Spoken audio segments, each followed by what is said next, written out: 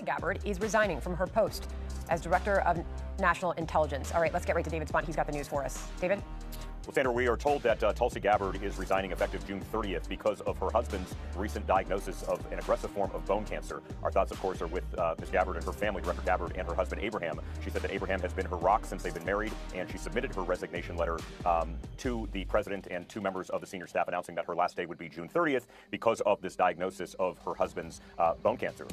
Unfortunately, this is something that Gabbard says that she cannot continue to manage doing two jobs at that time, so she will continue serving in the role of the Director of National Intelligence, overseeing the CIA, National Security Council, other agencies, but will leave June 30th because of this tragic news of her husband's bone cancer diagnosis. Sandra and John, as she helps him fight that over the coming months. If you're not tired of politics, if you're not jaded, if you're not cynical, and so many people are, you know, the people that want somebody that'll go along to get along. I've never heard of that strategy, but that seems to be what the voters want.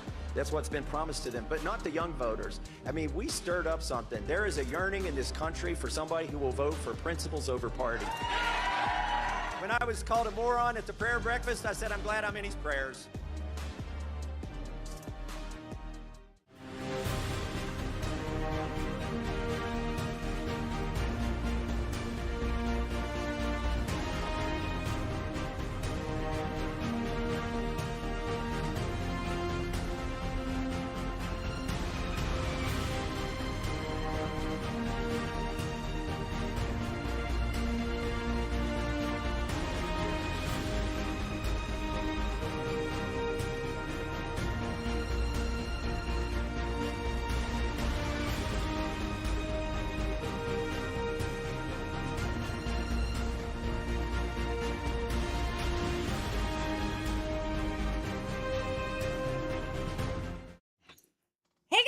Back to Resistance Chicks. We're your hosts, Leah and Michelle. Cowboy up today. Look at you go. You got something. Did you wear that because I was wearing this Oklahoma shirt? No, but when I came down, you got like bucking Broncos on there or something going on. That's nice. That's fancy. Look how fancy you look. Had no idea that this would look good until I put it on. I thought it was going to be silly. Why? Well, I put this thing on. No, it's nice. I am ready to buck some Broncos. Bring them on. Speaking of bucking Broncos, Thomas Massie. He's been bucking some Broncos lately. This is one of the coolest shirts in the world, and certainly probably the coolest shirt I've ever put on. Really? Isn't that nice? It is the coolest shirt. I helped you pick that out. I bought that. You did. All right, so bucking Bronco. Patriot Alley didn't want it. Thomas Massie. Thomas, the man, Massie. Here's the deal. I'm going to be honest. So I do love Thomas Massie, but I am so sick of every time I open up my Facebook feed, that's all anyone can talk about. So we're going to do it. We're going to continue to talk about it. Are you maxed out on Massie? You know, a little bit. Now, I'm a little disappointed, though, because Cindy Coates, she's we all fall prey. What do you want to call her? She's just post-mill, whatever, like us. She's a Revelation Red Pillar, okay? She's an author. She's awesome.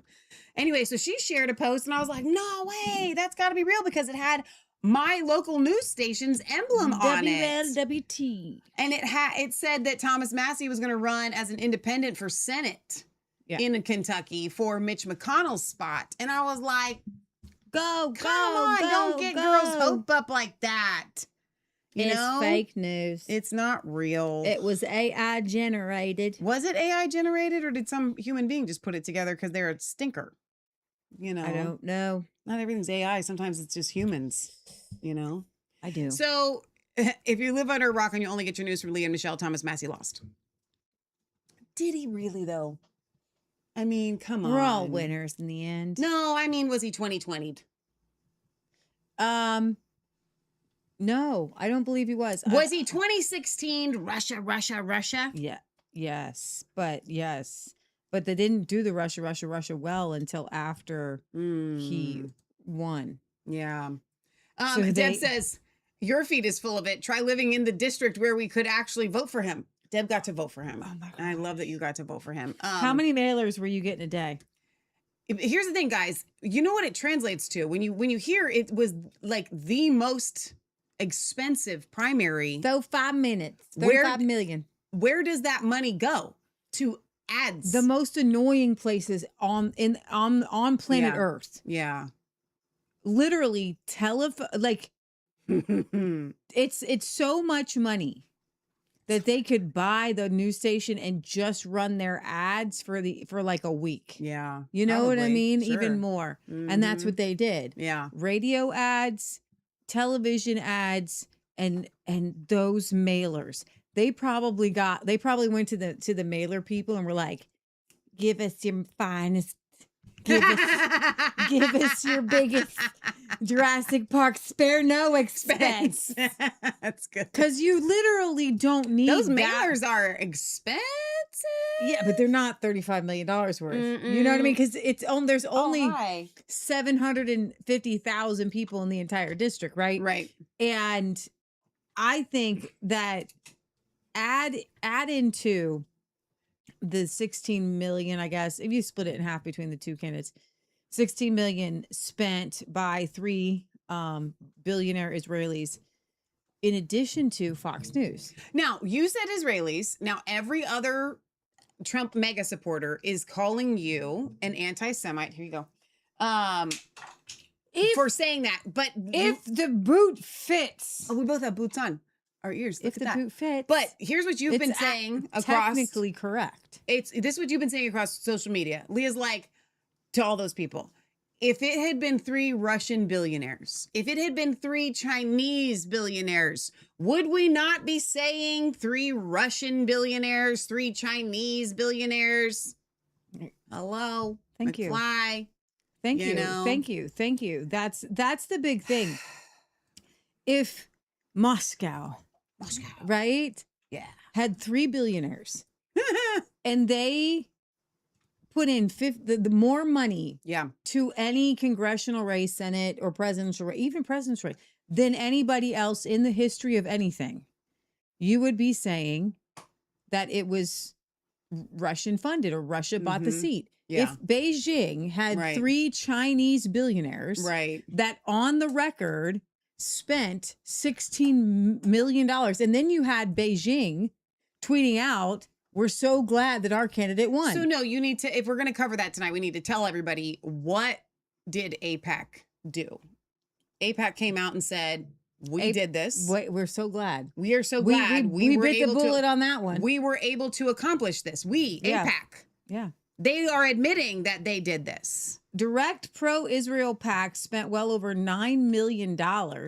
United Democracy Project, AIPAC super PAC election arm, $4.1 million. Now, let's translate that.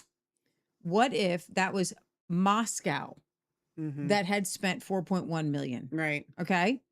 On ads attacking Massie Right. as the most quote unquote, let's put this, anti-Russian Republican. Because Israel said that Israelis put out ads, 4.1 million, that said that Thomas Massie was the most anti-Israel Republican. Yeah. I don't know if you know this or not. This may be news to you. But Israel is far away from Kentucky District 4. You know, it ain't cheap to get there either. So why in the world do we even care if he's anti-Israel? I don't care if he's anti-Croatian. I don't care if he's anti-Fijian. I don't care if he's anti-Filipino. North Pole. North Polian. He's anti-Santa. I don't care. I don't care if he's anti-Australian.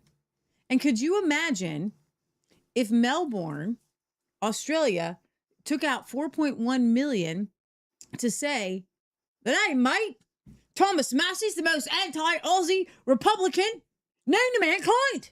And Thomas Massie would boomerang it back around. Yeah. And you know what? And so hang on. I want to read this comment from 8-Ball. 8-Ball, you know we're going to disagree on this, and that's okay. you might not want to watch the show, 8-Ball, and that's okay. No, we need 8-Ball, stay round. we need to stay friends. Don't go anywhere. I want to stay friends. But I want to address this because I want to. I ain't horsing around. Leah, stop it. He says, No, if 3 Russian billionaires interfered in our government, I would say 3 Russian billionaires. If it was the Russian government, I'd say the Russian government. But why Russians? I think that because you and I agree, know that the Jews aren't Christian, it influences how you see the state of Israel. He says, I do stay here. Okay, conversation is, what is that, Grady? That's typo. Anyway, so what I'm saying is, this is why. I like that. Conversations Grady. This is why we are saying that it was Israel, because Israel is claiming that they did this. AIPAC specifically. That is an arm of the Israeli government. AIPAC is the Israeli government. Okay, but more than that, all 3 of these Israeli billionaires influence Israel's government. Like, they are the proxy influencer arm, friends with BB. You know what I'm saying? Like, they in tight, like it's incestuous. Why does it matter if Thomas Massie, let's pretend, which I don't believe he is anti-Israel? No, he's actually not anti-Israel. By the No, way. but what would it matter? He's an Right. American. Right. I need him to be pro-Kentuckian. Right. And he's the most pro-Kentuckian congressman you've got. Right. So what we're saying, 8-Ball, is that the ads against Thomas Massie, and not just the ads, what I find really fascinating is that all of the people that I know and love, okay, so many of you out there, you know who you are, were posting and saying consistently, he is anti-Israel. He is anti-Israel. So the 2 talking points were he's anti-Trump and he's anti-Israel. First of all, he's not anti-Trump. Just because he disagrees with things that Trump does not make him anti-Trump. Here's the deal. I am anti-Trump. Like I have jumped that shark. Okay. That shark been jumped. I've jumped it. Like, I'm not supporting Trump. I am against this man, but it started, he's against me. But specifically, Okay. if we align on issues, I will praise them. Right. Exactly. So it's not like love and hate per se. It's that, like, if we agree on an issue, I'm glad that we agree on an issue.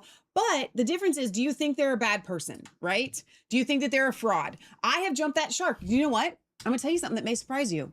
Thomas Massie has not jumped that shark on Trump thinking that Trump is a bad guy.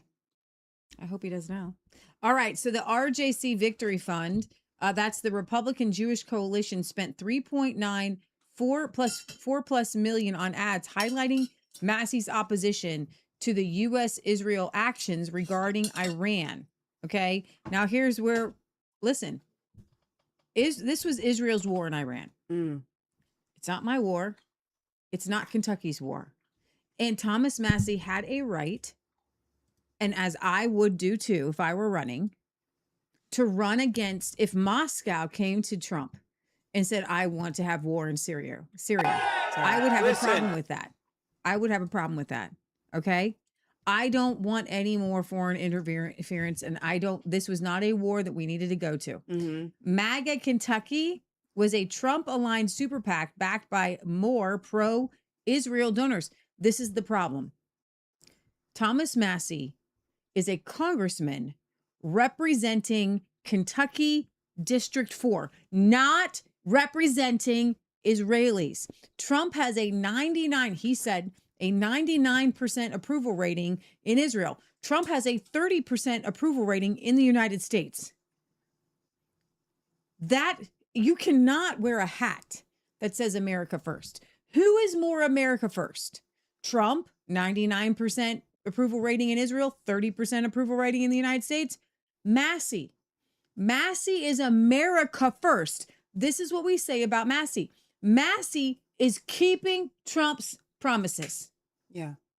I voted for Trump for a myriad of reading, close the borders. He was supposedly pro-life. No new wars. Fiscally conservative, get the economy back on track. All of these things. Massie has not changed. And that is my I really, really, really hate misrepresentations and lies. I can't handle it. So if I'm here to not be swayed. Listen, I ain't got no dog in this fight. I am not here because I love Thomas Massie. I'm not here because I love or hate Donald Trump. Come on. I am a principled conservative. I will close my eyes. I don't care who is standing in front of me. I will listen to what they're saying, and I will say, I agree with that. I believe that that sets me apart from 99% of the other podcasters because they have sponsors, they have other allegiances, they've got donors, lobbyists, they've got donors. I truly, and guess what? You know what else I believe sets us apart? I'm okay with that when I'm wrong. I'm okay with that. Yeah. I'm okay. I don't like it. Know what? I'm uncomfortable with it. I don't want to admit it. Okay. But if I see something and I get something wrong, I just, like Michelle and I are always talking to each other. We're sisters, by the way. If anybody has walked this road of, man, I just really want to be right, but I really just want the truth. Come on. Okay. Michelle and I have argued our pants around. Here it comes. Okay. To where we finally put the knives down, the swords, and we're like, okay, God, what's the truth? And I made that in my post this week. I said that. I was like, listen, all we want is the truth. I don't care about Thomas Massie or Donald Trump or any of the things. But when you put out an AI generated ad with Ilhan Omar, AOC, and Thomas Massie saying that they're in a sexual throuple, and then you have poor little boomers who don't know what when it says in the little corner this is an AI generated ad, and little boomers are coming out saying, well, I had to vote against Thomas Massie because I don't believe in thruples. I believe that those ads, that the people who make those ads should be in jail. I think so too. And you know what? It should be illegal. I argued that for 8 years for Trump. I literally, I know this is not a broken record. Guys, I lost my YouTube channel with millions of views. I would be more famous. Okay? I would make more money. Okay? I would actually maybe make a living at doing this instead of pet sitting and hawking my body butters everywhere. Okay? Which I love to do. We okay? love the body butters. But it's work. Okay? And I'm going to tell you, all these other podcasts, they don't work. I actually work, and that's fine. Good for me. It keeps me humble. Right?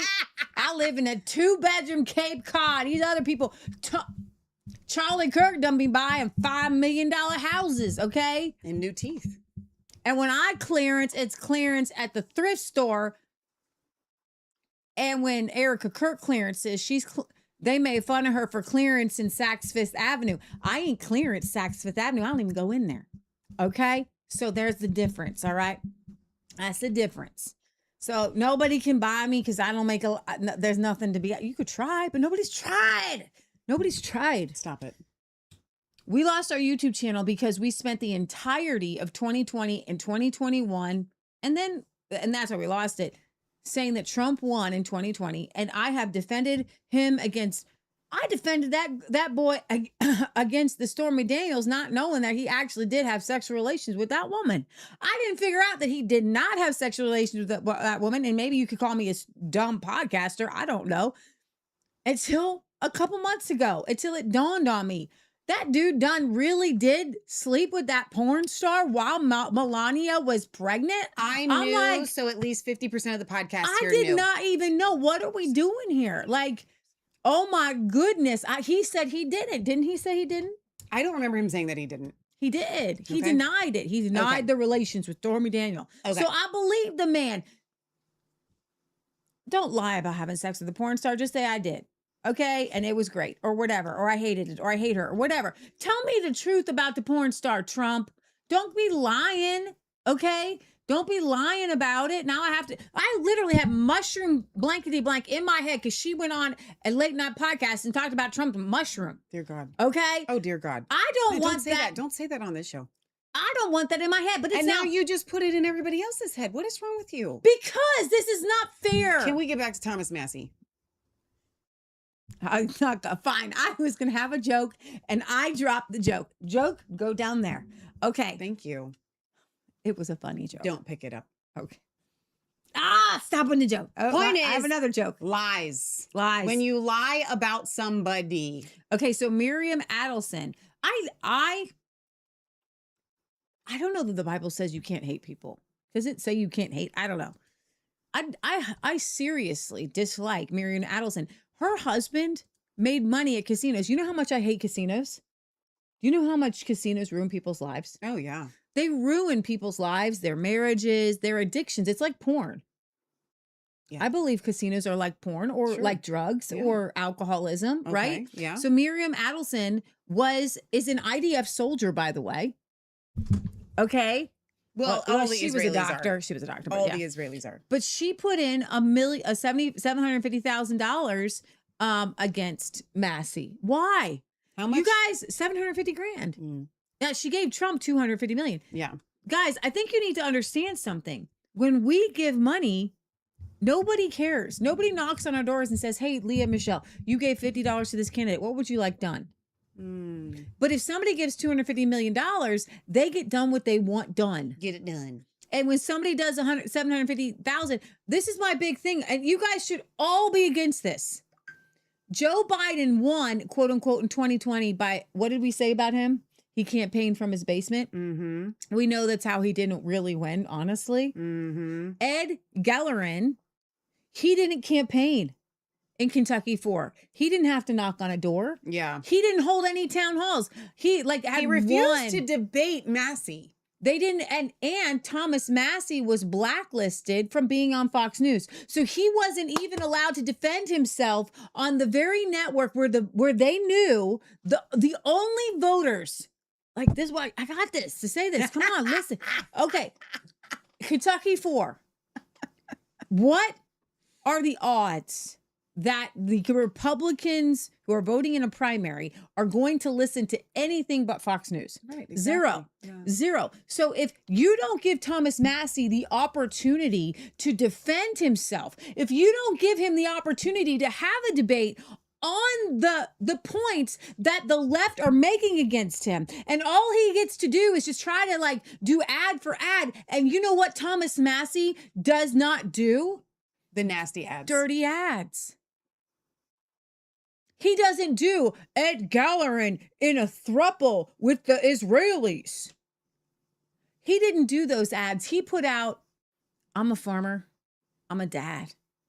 I'm a granddad. I'm pro Second Amendment. I'm pro Constitution. And there's a giant other country who doesn't like me because I call out the fact that they are influencing American politics. And let me tell you something. No country should be able to buy a seat. And that seat was bought. And I'm sorry that the boomers, and I know this is a term that people don't like to use, but the people over 50, God love them. I think we're actually at this people over 60 because the people over 50 are kind of still awake. I don't know. In my opinion. I don't think the I people would over have to 50 are sad- watching Fox News. Well, when they broke down the age groups that would vote for Thomas Massie, was like 50 plus, or for Ed Gellerin is like 50 plus. Okay. Okay. So those Well, but 50, people, I don't think that 50 to 60 is a boomer. I think you have to be totally over 60 to be a boomer. Dude, you're Well, like our two, you're neighbors two down the door street are- knocks away Michelle? from 50. let me tell you this. Okay. Michelle, Our cousin just turned 50. He's not a boomer. our neighbors down the street are under 60. They're like 55 and they're super Fox News people and they believe everything Trump. I'm just saying. Okay, so you don't need to knock a few groups. How I'm just about- saying 50 plus. Okay. Why don't you just call them the Fox Newsers? The Fox Newsers, okay? Those people will believe anything Trump says and support Trump in anything. And this is my major problem. And I just wrote this to chicks to the right, who's like, oh, But they're totally owned. we don't do Tucker Carlson and we don't do these people and blah, blah, blah. Let me explain something to you. They call them the woke right. I don't know what I am. I'm staying right here. You know what I am? I'm pro farming. I'm pro Second Amendment. I'm pro life. I'm anti data center. I'm anti vaccine. I'm anti lockdown. I'm anti big billionaire. I'm anti deep state. I'm anti big pharma. Anti-AI. I'm anti AI. I'm anti big tech. And you know who else is all of those things? All of them. Thomas Massie. What is Trump? I have no idea what Ed Gellerin is. He's a patsy. No, Nobody knows. we do know what Trump. We know Ed Gellerin literally said, "My policy will be whatever Trump's is." That's it. That's his You policy. can't run like that. That's what he said. Okay. So now Trump, by the way, and all the Trumpyites from Vivek Ramaswamy is running for governor in Ohio with Amy Acton. They're both running for governor, left and right. They're both pro big data center. Yeah. So we don't have anybody. Oh, down in Florida, Ron DeSantis' wife, Casey, was going to run. They're anti big data center. Mm-hmm. Byron Donalds, who's going to be governor down there, is pro big data center. I'm telling you, the big data centers, the big tech guys, they have now swept in and bought all of the Republican candidates, all of the like supposedly fiscal conservative. There's no fiscal conservatives. The main thing is they kept saying that Thomas Massie didn't vote on the bills Trump wanted. We are talking about $1 trillion bills, not line by line. We're talking about money, big money that we used to all be against with the Green New Deal. Yeah. When it was the left, we were allowed to be against it. When it's the right and it's costing more than the Green New Deal. The Green New Deal was pennies, like $300 million, $400 million, $1 billion. I don't know what it was. It was $4 billion. I don't know what it was in the billions. You can put it in there. Trump's was in the trillions. Okay, the big beautiful bill. I am a Ron Paulian, liberty-minded person who wants to keep your money in your pocket, knowing that only 30% of government spending goes where it's supposed to go. The rest of it goes down in the toilet. I have up today how much Ted Cruz spends $1,600 a day on food. What? In Capitol Hill. $1,600 a day on food. The fat man. Yeah, I'll bring it up. I will bring it up. This is gross. Everything's just so gross. They're all gross. So Kimberly says, Leah, the boomer age is officially 61 plus, but I think some younger people can have a boomer mindset. Ohio Creation says voters voted in Kentucky for money and advertising helped, of course. So here's what I want to say about, hang on, wait. Everyone is posting that Trump's endorsement is golden because he's got this track record of his endorsements winning. I would like to ask this question, and this is a legitimate question that we should all ask. If those billionaires from Israel had not given all of that money to Ed Galrain's campaign. They didn't even give it to the campaign. They ran the campaign. Whatever. My point is, if they hadn't paid for it, would Trump's endorsement have been enough? Absolutely not. No. No way. Give me a break. It was not. It was not Trump's endorsement that had Ed Galrain win that seat. It was the money. It was the money. So stop with this. And so when we say the money, what we mean is when you hear a lie one time, you can refute it.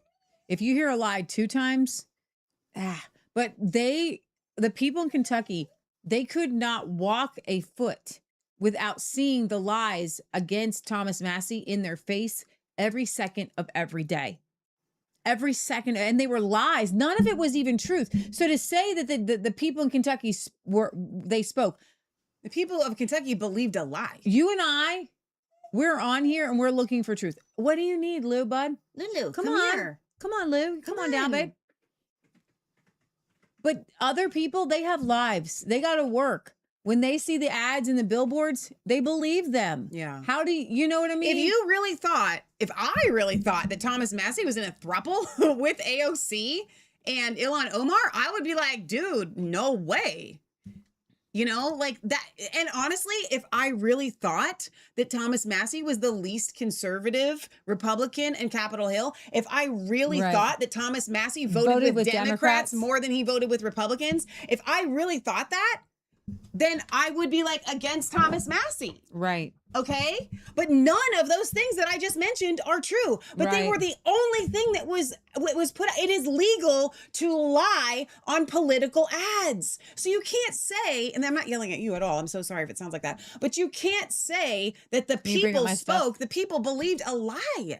And you know what? Yeah, I have your tabs up. You know that, let me switch mics here. You know that we all go because of the Hunter laptop thing, right? The Hunter Biden laptop thing that was shoved under the rug in the 2020 election. Yes. We've all said, well, because that was suppressed, Right. it influenced Right. the election. And yet those same people Right. that know that believe that, are totally fine with Ed Galrain's ad campaign against Thomas Massie being nothing but lies. So I wanted you guys to see this. Hang on, let me just go over here, right there, right click, settings, up here, and then right there, boom, and then go back, and then you can move from there. Okay. So I want to show you guys this ad here that went. Tell me what you guys think. Do you think that this is not just dirty politics, by the way? Massie caught in a throuple in Washington. He's cheating with the squad on the America First movement. Massie voted with the squad against Trump's tax cuts. This looks like a photo. This is an AI generated photo that they've not been able to do in previous election cycles. Boomers don't know this. Massie voted with That's not Thomas the Massie. squad against finishing Trump's wall. He voted with them against hiring That's new not border even agents. Thomas Massie. Well, this is worse than adultery. It's a complete and total This is worse than adultery. Hang on, go back to the picture. Like, go back to where they, okay, no, go back right there. That is not Thomas Massie. That is an AI generated person. Trump's wall. He voted That with them is against also hiring not new Thomas border Massie. agents. It's an AI generated This is worse person. than adultery. It's a complete and total betrayal of President Trump and Kentucky conservatives. On May 19th, fire Thomas Massie. MAGA Kentucky is responsible. If you were anybody watching Fox News and you thought that that was real footage of Thomas Massie holding hands with Ilhan Omar and AOC walking into a hotel room, you would be like, oh my gosh. Together, Yeah, right. you'd be like, oh my gosh, I can't vote for that person. Like, and you know what? You shouldn't. On that alone, the people who made that, they're going straight to hell. Like, you cannot do that to people. I don't care. Honestly, I don't care if the right did it to somebody on the left. But you know what? I don't care if it was about Bernie Sanders or Biden. Guys, you don't win that way. That's a one-way ticket to hell. You don't get to lie like that. You know why the Bible says it's breaking a commandment? You shall not bear false witness. And Ed Gallard's all of his ads are bearing false witness. It's breaking one of the 10 commandments. And if we say, well, that's how you need to win, is by breaking the 10 commandments. And then what's worse, by saying that Thomas Massie, who was faithful to his wife from the time he was 16 years old, faithful to one woman, while Donald Trump had sex with a porn star and then with his and had multiple affairs with the wife of his with his first wife, with the Ivana Trump, we had 3 children with, and then his second wife comes up to. I watched Ivana Trump before she died. I watched a clip where she said that Tiffany's mom came up to her and said, "Do you love your husband?" "I do," while she's still married to Trump. And it's like, I'm taking your husband. This is the Donald Trump. This is the Donald Trump having all these affairs, attacking all these people. And here's the thing about Thomas Massie, to say that he's in a throuple with these 2 women, which he's not, when he truly was faithful to his wife for all these years. And then for Trump to come out and throw him under the bus about getting married too fast, which Leah and I questioned. Not so much the getting married too fast, but the age, but to each their own. Okay? Well, the first woman he dated was closer to his age. But Thomas Massie came out and he was like, listen, I wanted to be married again. Yeah. I sought that out. Like, if you're a man and you know what it's like to have an amazing woman, you want to stay married. You want to be married, right? Yeah. So, like, I don't even fault him for that. But Leah, I want to address something real quick before we move on. There is a mindset, especially in the charismatic MAGA movement, that believes in the Kim Clement prophecies. No, this is real. That says that Donald Trump is being used by God. And so, therefore, that means that he literally can do nothing wrong. And you can never question him, because prophecy And God's will says that God is using Trump. So you can never question a thing that he does. You can never say anything against him, and you always have to support him. This is a cult-like mindset but Leah, these people believe it deep in their soul. I would, if I ever had any of them watching my show, which I know you're probably not, but if you were, what I would remind you of is Nathan the prophet. And so many times in the Old Testament, the prophets went to the quote unquote men of God and rebuked them. So David is a man after God's own heart. Yes, David was going to be used by God, but Nathan the prophet did not go, well, I certainly can't go and question what he did with Bathsheba because he's the man of God, that God's own chosen. Like, here's the deal. No prophet literally went to Donald Trump in the field of sheep and said, you are God's anointed over America. You got one Kim Clement prophecy and a bunch of other prophets out there, which are just air quote prophets, saying this, okay? But he was never chosen by God by like a prophet like a Nathan. And yet, even the one, David, who was chosen by God, by the prophet, that everybody accepted at the time as the prophet that heard from God, because nobody could hear from God for themselves at the time except for the prophet. So everybody knew. Samuel, by the way. Oh, did I keep saying Nathan? Who did Nathan call out? Nathan called out David. Nathan called him out, but Samuel called him. Oh, Samuel called him to actually be, that he was going to be, yeah, because Samuel did the same thing with Saul. So you've got these prophets that were known at the time, like everybody knew that they were the ones that heard from God. We don't have that right now. And yet they are willing to call out God's own chosen. And look, Saul was God's chosen.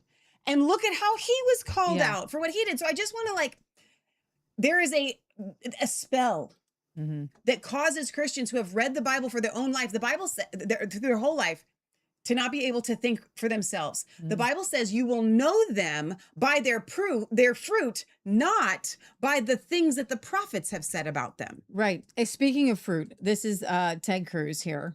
Ted Cruz has spent $650,000 in campaign cash on food. Oh my! This is his donations. Now, by real results, are you referring to your ability to somehow consume over $100,000 in food and wine at the Capitol Grill that you build to your political campaign in just 15 months? The Capitol Grill is just like where they eat, everybody eats as a congressman. Ted spent $3 million on consultants, and they bought a ton of food and beverages for him.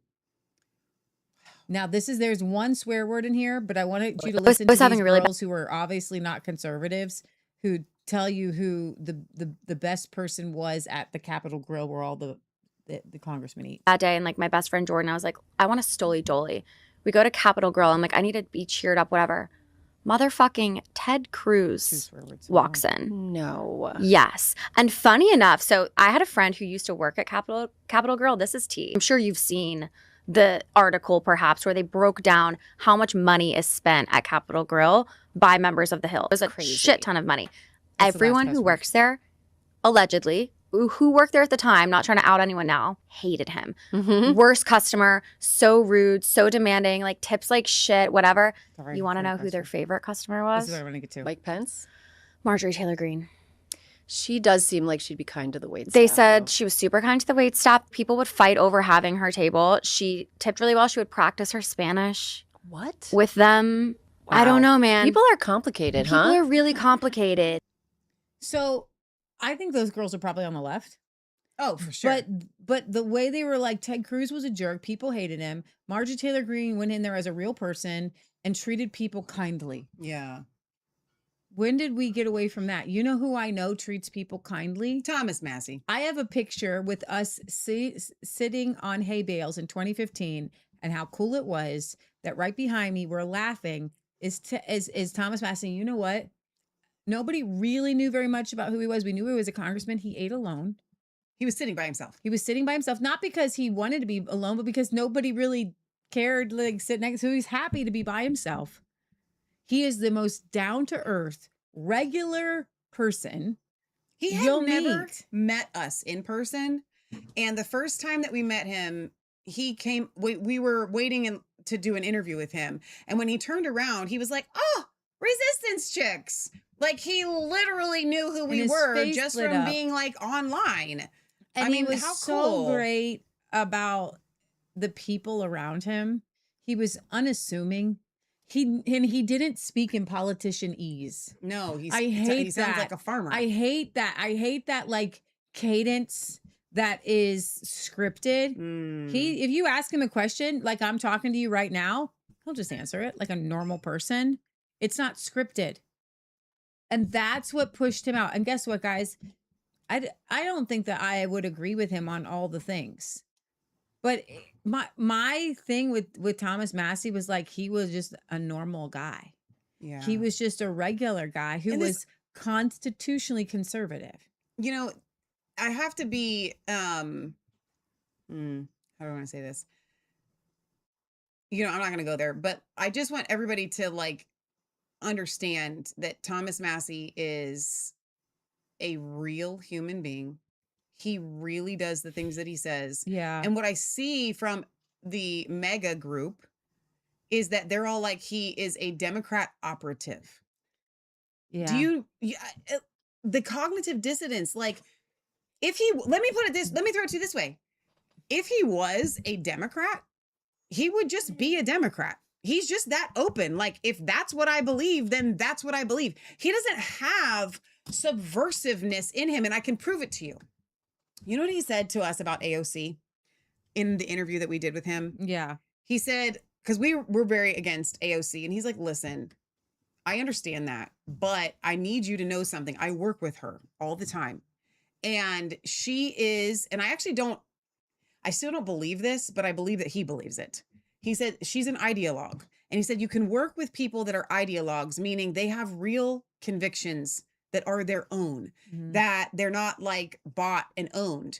And the fact that Thomas Massie appreciates that in somebody goes to prove to you that that's what he is. He doesn't want to, he's the only member of Congress that does not have an AIPAC representative. Right. He doesn't want anybody to be influencing his votes. But you know what? Do you know how all these other people get on these big committees? Donors. And that's why they don't vote the way that we think that they should, because they are beholden to the people. So if you want to be on these committees, you have to have donors in like the millions. But you have to pay. That's what I'm saying. The donor will pay for you to be on. You have to pay to be on a committee. Okay. Right. Sometimes hundreds of thousands of dollars. Okay. To be on a committee. This is at the federal level and it is at your state level. To be on committees, you have to pay. Okay. So my point is that Thomas Massie is not the one that's getting all the donations so that he can be on all the committees, like all the bigwigs. Yeah, I appreciate this from Matt Kidd. Calling anyone who disagrees with your foreign policy preferences anti-Semitic is obscene, defamatory, and counterproductive. Pro-Israel billionaires funded the campaign. Their political hitmen said why they targeted Massie, and now all of them, including Israeli papers, are gloating about it. In Israel, they're happy. Why is Israel even watching a small? Why does Israel race care? in Kentucky? Why are they even commenting on? Are they commenting on like small races in Idaho? You know Or why they care? Iowa? You know why they care? Because the only member of Congress that Israel can't get to is Thomas Massie. That's why they care. They want, and here's the deal. As of right now, after January, when Thomas Massie isn't there, they got them all. Israel has everyone. There you go. The entirety of our government. But both right and left, by the way. Exactly. So, but no one else is allowed to say it. The party told you to reject the evidence of your eyes and ears. It was their final, most essential command. So this is Wall Street Journal. Says, after losing a primary election Tuesday night, Representative Thomas Massie peddled the oldest anti-Semitic trope in the book, that conniving Jews hold secret power. Community note. AIPAC publicly confirmed helping defeat Massie by supporting his opponent. Massie referenced specific public campaign spending by pro-Israel groups, including AIPAC, not secret influence. It's literally, Michelle, in the campaign finance records. Okay, we're going to come back to Tim Burchett here. Okay, commercial break. I have no idea why this is behind the thing. Leah. What do you people are think the saying that next this was a best mass. I know. Today. For the admiral here. What do you guys think? I agree with the general completely, with one caveat. They're saying that it's the Patience may lighting, be, but it's not a short mass. of the real objective here. The president has time on his hands. He controls the narrative, he controls the strike capabilities, and he knows that the policy he set with the blockade has had short-term and long-term effects on the regime and the people of Iran. So he's been very astute in leveraging. President's may will not have under that, and it's maybe. Here's what I'm gonna say. Back out. A little short of the real objective. What's this guy's name? He's Admiral. He's just an admiral. All right. Here's what this admiral's gonna have to do. Unfortunately, he's gonna have to go out in public, and he's gonna have to let somebody rub all over his neck. You know what I'm saying? That's what you're gonna have to do. That's what you have to do, buddy. Like, I'm sorry. Like, at this point, ain't nobody gonna believe you until you just gotta show the goods, man. Like, you gotta show it, because like it do look suspicious. But my conspiracy theory brain does not go off with that. Do you know what I do think to myself? Maybe he just feels a little wrinkly. You know, maybe he's got a mask to cover up the wrinkles. Like, these women be doing some crazy stuff that they do. They do. All right. So people want Massie to run for president.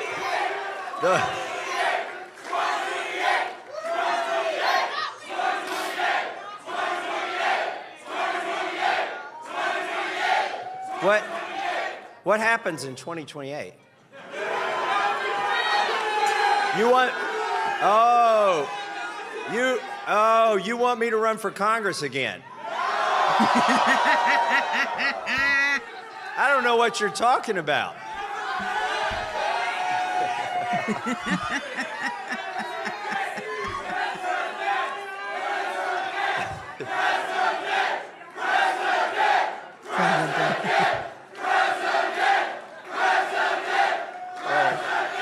So let me explain something to you.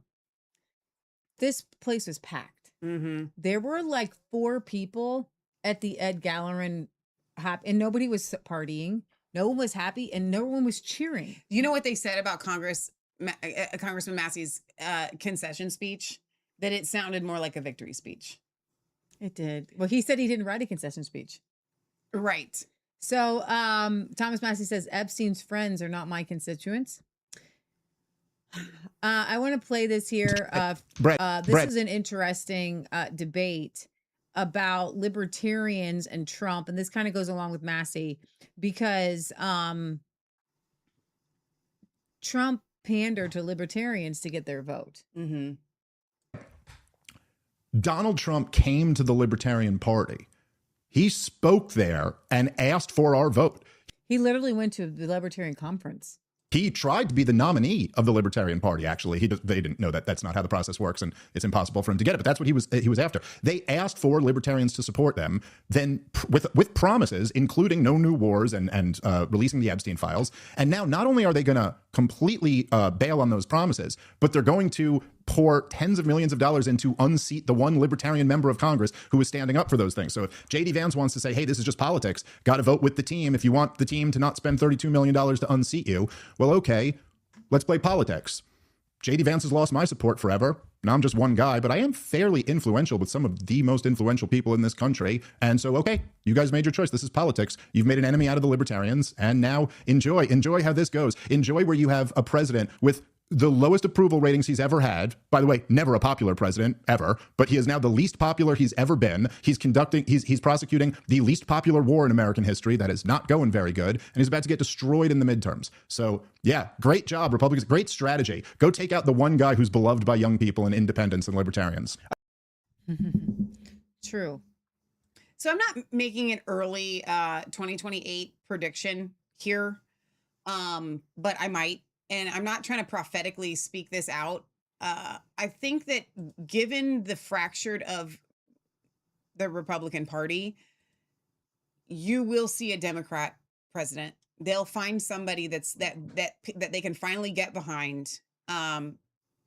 And really, I think they'll have another Republican Patsy. They like that. They're going to run with that again, I think. I don't think so. I really don't, but that's my opinion. I think they'll push J.D. Vance. I think J.D. Vance is but I don't think so. Here's the thing. What happened with Joe Biden, right? Trump should have won. I think that they're going to try to get another more young. They are touting AOC. Well, they're trying to do Gavin Newsom's going to be and they're talking about Gavin Newsom. Think he's liked enough. I don't know. He is like, so he posted something the other day with him like chopping wood or something, right? Or using a saw. He was using like a saw or something like that. And he's like, this is a real man, and so and so's never done a real man's day's work in his life. And it's just like, I don't know. My point is like, I just don't know. It took all of the cohesion that the Republican Party could muster to beat Kamala stinking Harris, who the left doesn't even like. You know why I think they're going to run another Republican? Is because the frog in boiling water. The left is learning to like the left likes these things. The CNN, MSNBC, they're happy with this version. This is the Bush version. Yeah, but they weren't happy with Bush. Yes, they were. Oh my gosh, they were so happy with Bush. They had to pretend that they weren't, but they really were. Because he was the neocon. I'm just saying. The pro-war guy. I'm just saying. All right, so a little bit of a commercial break, not a happy one. The Trump FDA story is crazy. Big Tobacco donated $5 million to Trump's super PAC. 2 days later, Reynolds Americans executives met with Trump at his Florida golf club to demand the FDA reverse its flavored vape ban. Trump then personally called RFK Jr. and his health secretary to complain about the ban. Oh my gosh. Then questioned the FDA commissioner directly for not moving fast enough. The FDA commissioner, who said no, resigned days later, and so did RFK Jr.'s chief spokesperson, citing the vape policy as a reason. Then the ban was lifted within a week. The White House says it has nothing to do with $5 million. Right. Oh, wow. That's how you get things done around here. You just millions of dollars. Yeah. Thomas Massie. Hey, Groke. Counting AIPAC and Republican Jewish Coalition and Miriam Edelson's association with PACT Mega Kentucky, how much did the proponents of Israel spend to unseat Massie? Where was Miriam Adelson born? Miriam Adelson was born in Tel Aviv. Public records show AIPAC's United Democracy Project, the Republican Jewish Coalition Victory Fund, and the MAGA Kentucky PAC, backed by Adelson, along with donors like Paul Singer and John Paulson, collectively spent $15 to $20 million opposing you or supporting Al Galleran in Kentucky 4. That helped to push the ad spending in the race to over $32 million. And then, this was interesting, one more question, Groke. What's the connection between Salem Media Network and Israel?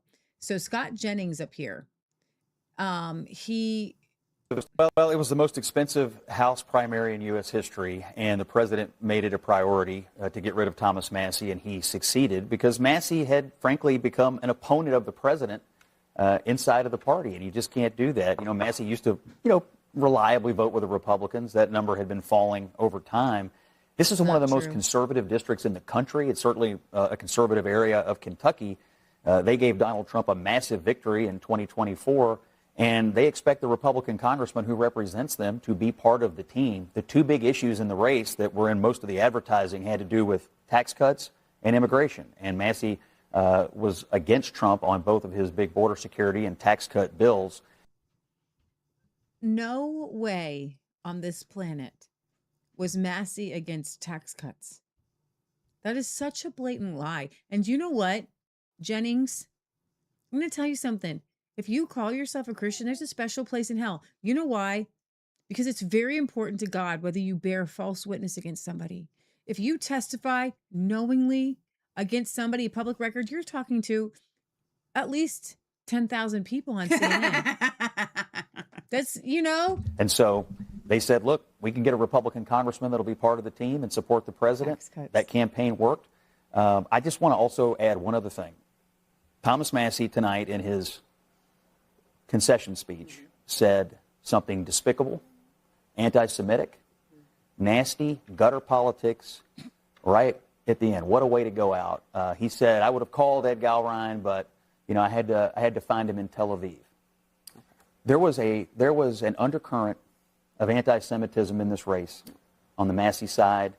There's been an undercurrent of it in his career, unfortunately, and it really came out in an... So if the money spent comes from a person who's born in Tel Aviv, Miriam Adelson was, I believe.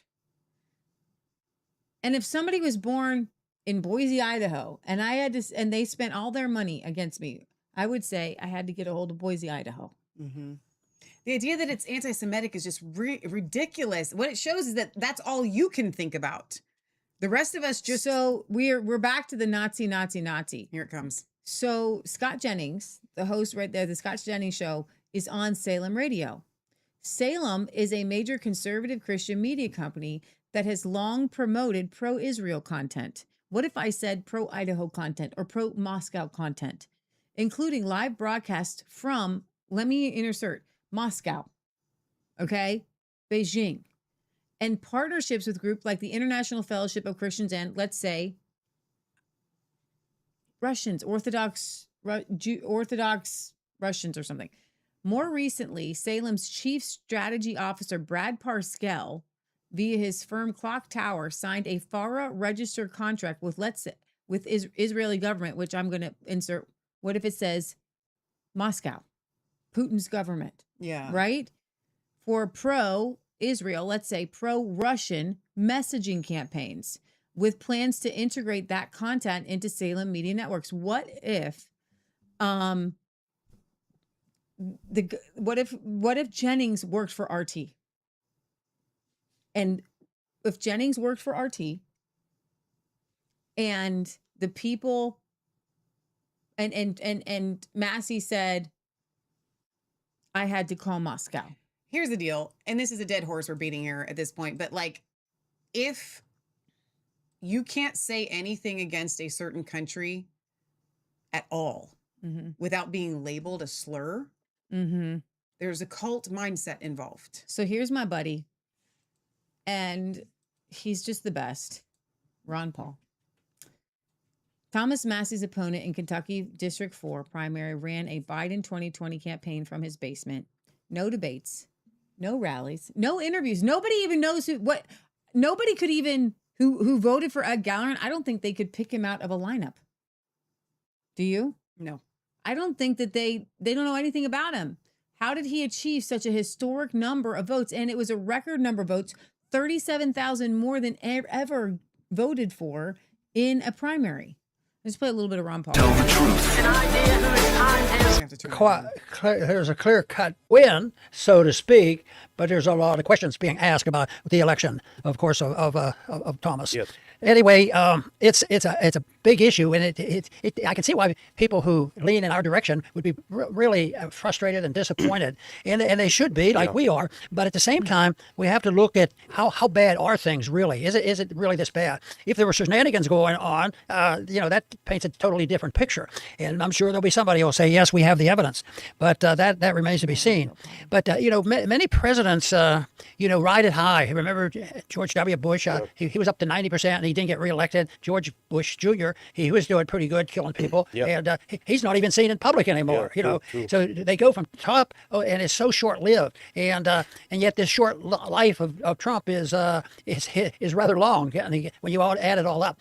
But I still think that's the most vulnerable thing with Trump, is that there's going to be a change. I don't think the support for him is as solid as it appears, and people are asking questions, and I think the answer is going to come when our side's going to get more information. As we already have seen, the disconnect between, if you take the big picture and talk to everybody, Trump looks lousy. I bet you he's one of the lowest. I think he might have been lower than Nixon or something. Okay? So he's not as high as it is, but he gets high praise for politics. But what are his tools should be asked, and that they have been asked, and they'll be. I think I was muted there. She's taking the dogs out potty.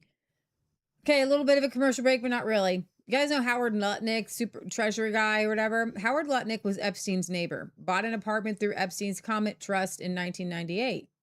Lied to Congress and made public statements about distancing himself from Epstein beginning in 2005. Went on the rape island for lunch in 2012. Lied about that too. Listed the ages and sexes of all the children with him in the rape island email for some reason. Had continued business dealings with Epstein, including Adfin in 2012 to 2013. Invited Epstein to a Hillary Clinton fundraiser in 2015. Epstein donated $50,000 to a dinner honoring Lutnick in 2017. Lutnick's firm, Cantor Fitzgerald, bet against Trump's tariffs in 2025, buying the rights to the refunds. They now stand to make billions from it presently. This is what I'm talking about, guys. This right here. This right here, Howard Lutnick.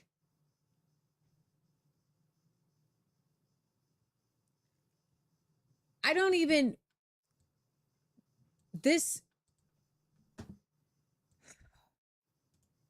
is what we're covering up for.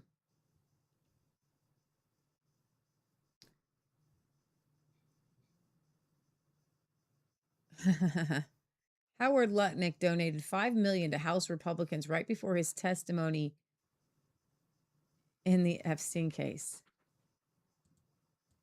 What is going on? No, we don't want that.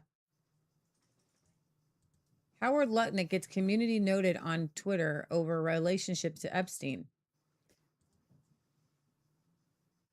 It's time to stop the rampant fraud once and for all. Thanks, Nick Shirley, for exposing this issue and bringing it directly to the American people.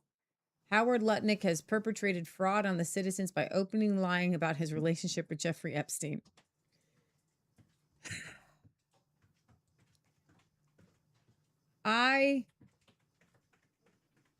Stop. There's so many ads, dude. The Commerce Secretary. He's a serial liar. He's what we would call a poo-poo face. And Trump is going to side with one of Epstein's BFFs and take down Thomas Massie. And I don't know how else to be upset. I can't even get angry. I can't yell. That's not going to convince anybody. I just have to hope that the truth will win out and that you guys, somehow people will start to listen. Because I'm going to tell you, it's not fun. And it certainly doesn't give me any pleasure to try to call Trump out. It's not popular. Oh, look at all these people who are anti-Trump and how great it makes them. No, it really doesn't. All right, guys, we're going to do the D&I. I'm going to do this. So Tulsi Gabbard has resigned. Okay, we're going to talk about that in a second. But before we do, I hadn't reported on this because Anna Polina had said it wasn't true, that the CIA did not raid Tulsi Gabbard's office to grab back information and documents from her. But Catherine Herridge says that it's true. Have I followed? Do I not follow her? I'm following her now. Based on my reporting, it's well known in national security circles that a CIA investigative unit had sent emails to several members of D&I Gabbard's Directors Initiatives Group, or the DIG, demanding they come in for questioning. She has declassified like a 500,000 documents, and now we'll play some videos. She's resigned. She says because her husband has bone cancer. I don't deny. I'm sure that he does. But the timing of it is so suspicious because she's the last one kind of left that could do anything positive in the Trump administration like we had hoped. The people that are left around Trump are literally the ugliest swamp monsters you've ever seen. And you know what? I'm just going to have to keep smiling and laughing. Trump's the swamp. Trump is the swamp. Trump is the swamp. And you can't swim in the swamp if you're not the swamp. You can't do it. You can't. Because you don't have the adaptations to swim in the swamp if you ain't the swamp. And I don't think she could swim there because I don't think she's swamp. All right? I think she went out gracefully, though. She's a little bit swampy, I guess. It's about gracefully. Take another muscle relaxer. We got a ton of them. I'm okay. She's getting ready to put her on her back. Everybody knows now. Oh, and I have to tell you guys something funny. After the thing with the pharmacist, I found some of the muscle relaxers that she had been prescribed from the doctor last year. So I found like half a bottle of them that she could have taken because they were hers, you know. Oh my gosh, so funny. Which proves I didn't need. Which I want a druggie because which proves that she has so many left over because she doesn't want to take them. She was prescribed a ton, and she didn't even take all the ones she was prescribed. It was just hilarious. You should go take one. I'm okay. Your back's hurting. Okay, the alleged CIA monitoring of the direct. We're at Tulsi Gabbard. We're gonna pop. We're gonna do some popcorn stories tonight. So this is the CIA monitoring of Tulsi Gabbard's group. Okay. I don't know if you heard anything about this. No. So I haven't reported on it because it was a big deal. Jesse Waters reported that the CIA went into Director Tulsi Gabbard's office and took documents from them. Now she's the director of the National Intelligence. So this is like agency against agency, but she's the director of national intelligence, which would mean that she's above the CIA. But the CIA monitored the Directors Initiative Group, which was her group. And it was described as tracking every keystroke. The CIA was literally spying on Tulsi Gabbard and her group. Every keystroke on their government computers and devices. While there is no expectation of privacy on government computers and users often see a log on warning, it did not appear to be routine counterintelligence work by the CIA. Oh, look, we've got like the Iranians are here. We have, you know what I mean? No, like these are like our people. In recent testimony before the Senate Homeland Security Governmental Affairs Committee, chaired by Rand Paul, CIA Senior Operations Officer and whistleblower James Erdman III, we played this, alleged that the CIA illegally spied on the computers. Now we played this, but we didn't make much of it. But this was actually true because somebody said it was false. So I don't want to put out false news. But now they're saying it's true. Oh boy. Spied on the computers and phones of the Diggs group, along with their investigations and contracts with whistleblowers. No, the Dig investigated the JFK, RFK, and the Martin Luther King assassinations, the origins of COVID-19, the Crossfire Hurricane, everything, all the conspiracies, the Biden administration's domestic surveillance, the anomalous health incidents with the Cuba Havana syndrome, and the unidentified UFOs, right? That was they were literally conspiracy central. Okay. That was her groove. Erdman provided detailed testimony about the Diggs investigations into direct energy attacks. Boom. The Havana syndrome. This was not the first time the CIA appears to have been monitoring Dig communications.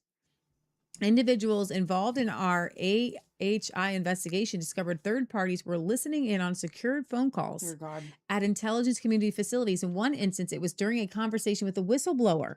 These incidents were also reported in counterintelligence channels, and DNI IT experts confirmed that reproducing what occurred on the secure phone calls required an IT engineering work order.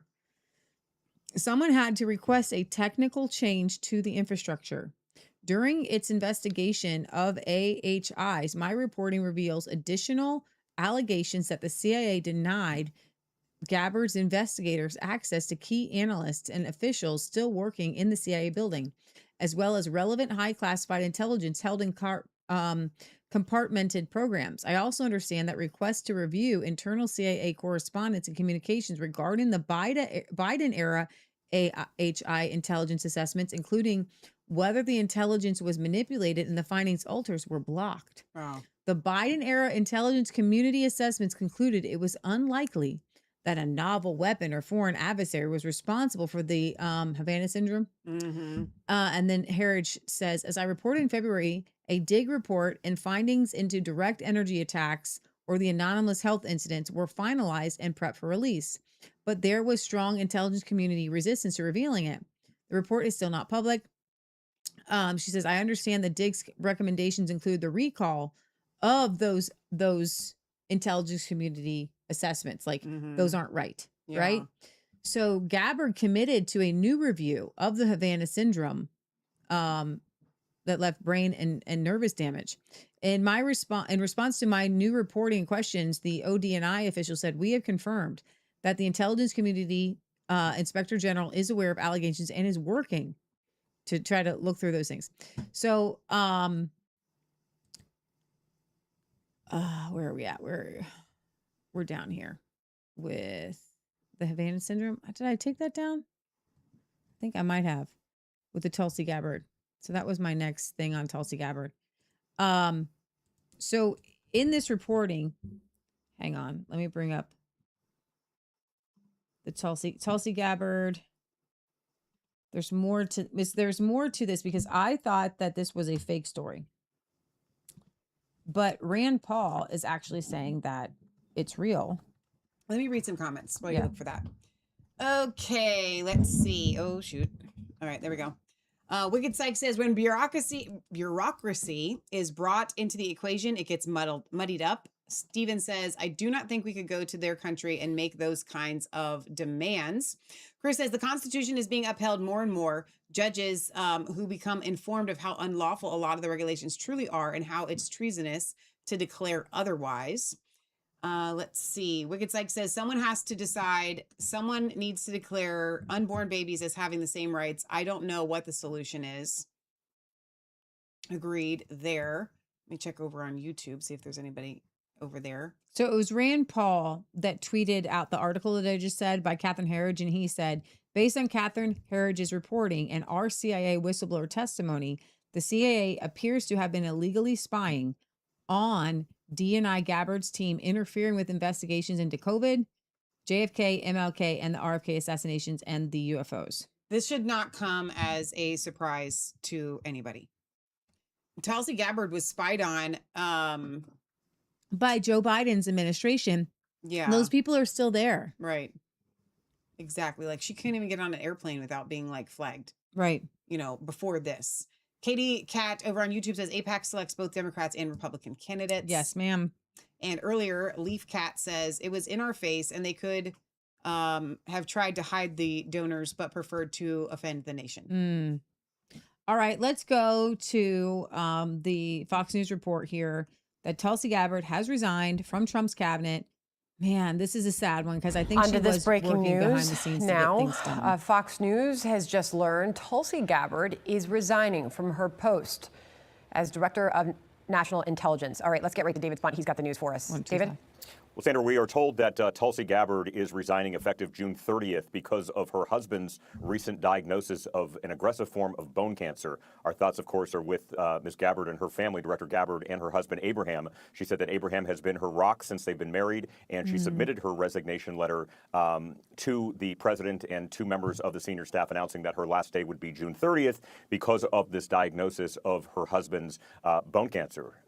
Unfortunately, this is something that Gabbard says that she cannot continue to manage doing two jobs at that time. So she will continue serving in the role of the Director of National Intelligence, overseeing the CIA, National Security Council, other agencies, but will leave June 30th because of this tragic news of her husband's bone cancer diagnosis.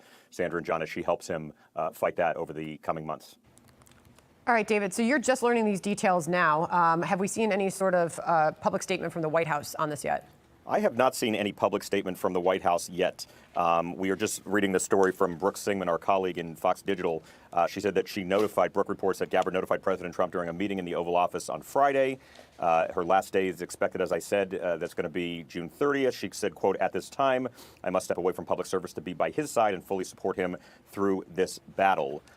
So, no, we don't have any immediate reaction from the White House. I suspect that they wanted to let her make this announcement first, then perhaps we'll get something from President Trump or somebody from the White House to comment on this. But apparently she just let the president know this just hours ago in the Oval Office before he heads to New York to make a speech this afternoon. Got it. All right, David Spont with the details on that for us. David, thank you. John? Sandra, let's go to former Pentagon official Brent Sadler for more on this and the conflict in Iran. Your reaction to the fact that Tulsi Gabbard is going to be stepping down in a month and just a little bit because of this diagnosis? I don't want to hear about you. Hi, everybody. I'm Yasmin Vasugian here in New York. We're coming on the air with breaking news. Tulsi Gabbard, Director of National Intelligence, has resigned from her post, telling President Trump today that she has resigned. Official to resign from the bone cancer in the decision-making process around the White House. But our reporting has been that she was often sidelined from some of those key moments, particularly around Iran, where her opposition to the conflict was a well-known sort of matter of public fact, Yasmin. Do we know anything more about the seriousness of this diagnosis, Garrett, and how long they had known about her husband's diagnosis? We don't know. My colleague Kelly O'Donnell had one source familiar with Gabbard's decision-making who confirmed the diagnosis is thought to be quite serious. But in terms of how long it's been known or what exactly that care plan or prognosis might look like, we don't yet know. We've not also heard from the president on this, who may offer more detail. Time with the diagnosis of an eye play in a different administration. But whether that was a frustration on her part or led to some disenchantment with the president, I think it's too early to say. Garrett Hickforest, thank you for your quick reporting on this, Garrett. We appreciate you. Want to bring in now moderator of Meet the Press, Kristen Welker, who's standing by. Before we talk about big picture here, Kristen, and what is next amidst a country that is at war with Iran and the ongoing conflict in the Strait of Hormuz, walk me through Gabbard's position in the administration, what she uniquely brought to the table. Well, as the director of national intelligence, she would brief President Trump on all matters related to national security. She was certainly a unique figure, though. Yasmin, she was one of 2 Democrats serving in the Trump administration. She had been quite vocal prior to the election of President Trump that she opposed foreign wars. In fact, when she started campaigning with President Trump, one of her arguments was a vote for Kamala Harris would be a vote for more war. A vote for Donald Trump would be a vote against getting engaged in foreign conflicts. And we know, as Garrett alluded to, Tulsi Gabbard has publicly broken with the administration in the past, including testifying that the U.S. and Israel were not aligned when it came to their objectives in Iran, also testifying that Iran was not aggressively trying to reconstitute its nuclear program in the wakes of those original round of strikes several months ago. So that started to put her at odds, I think, with some within the administration. But again, taking a step back, this is the 4th cabinet secretary, all women, to now depart the administration, Yasmin. And then you think, Kristen, about the position that this country finds itself in right now. We just saw the indictment of Raul Castro, former leader in Cuba, obviously the arrest and charging of Nicolas Maduro, the president of Venezuela, an ongoing war with Iran, the conflict in the Strait of Hormuz. We could go on and on as to all the kind of international conflicts that are currently kind of brewing overseas amidst the resignation of Tulsi Gabbard. So what is next? Who is next to fill potentially this role in an incredibly crucial time? Well, that remains an open question, but there's no doubt this is a critical moment, Yasmin, for all of the reasons that you just laid out. And the big question, what will President Trump's next steps be in Iran? We know that negotiations there are all but stalled, and it comes against the backdrop of this extraordinary political moment where we are seeing Republicans in Congress stand up to President Trump really for the first time in a unified way, refusing to vote for this fund that President Trump wants to give to members of his allies who he thinks have been mistreated under the Biden administration. How could that play into any confirmation process moving forward, Yasmin? That's one of the big outstanding questions that I have. And listen, I think it's an important thing to note here amidst this resignation. Again, she is the 4th cabinet member, all women, by the way, who have in fact left this administration in the 2nd year of this term. We're looking at it on our screens there. The Labor Secretary, the former Attorney General, former Department of Homeland Security Secretary, and now Tulsi Gabbard as well. Do we have any indication, any reporting to indicate, Kristen, that there is someone next on that list that we don't necessarily know of? Well, we don't have any reporting to suggest, Yasmin, that there is someone on their way out. We do know there's been a lot of scrutiny of the FBI director, Kash Patel, particularly amid recent reports that he has engaged in heavy drinking, reports which he has denied. However, we know that the president has privately expressed some displeasure with some of his actions, some of what we've seen publicly, for example, like chugging a can of beer at the conclusion of a big hockey game. And so those are the types of data points that we're paying attention to as we think about the composition of the cabinet secretaries moving forward and who could potentially be next. But it's worth noting also, big picture, in this second administration, there's been relatively little turnover, Yasmin, as compared to the first Trump administration until several months ago when Christie Nolan. And now everybody being fired, you fired. It's Trump's favorite thing to do. You're fired. You're fired. Okay, so I'm going to play a little bit of this flashback when Tulsi Gabbard delivered Obama's Russiagate hoax conspiracy on a silver platter. And over a year later, Trump has done nothing. Fox News alert, the director of national intelligence, Tulsi Gabbard, releasing a bombshell report today that shows a conspiracy by a sitting president, Barack Obama, and his intel agencies to sabotage the president-elect, Donald Trump, brainwash the electorate, and undermine the legitimacy of an election. There is irrefutable evidence that detail how President Obama and his national security team directed the creation of an intelligence community assessment that they knew was false. They knew it would promote this contrived narrative that Russia interfered in the 2016 election to help President Trump win, selling it to the American people as though it were true.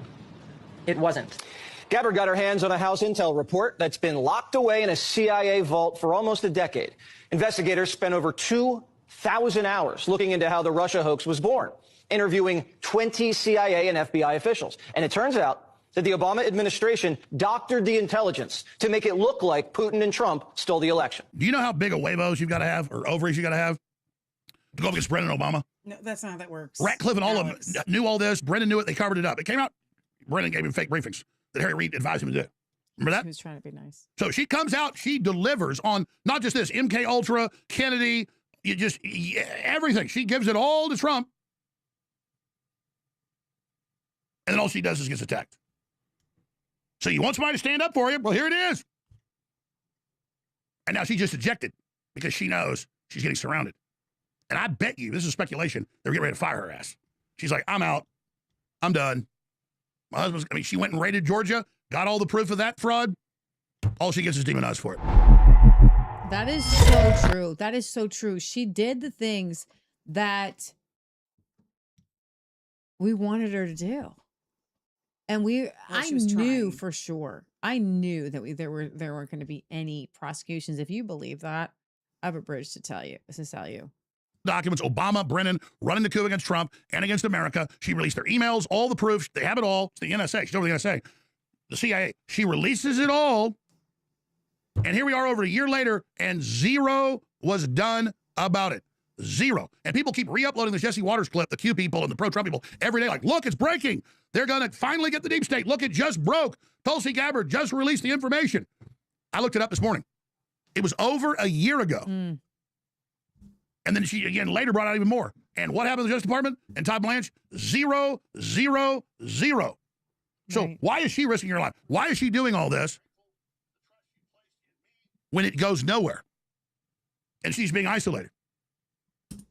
So she went out with class, knowing what they were up to. It's that simple. That's the bottom line.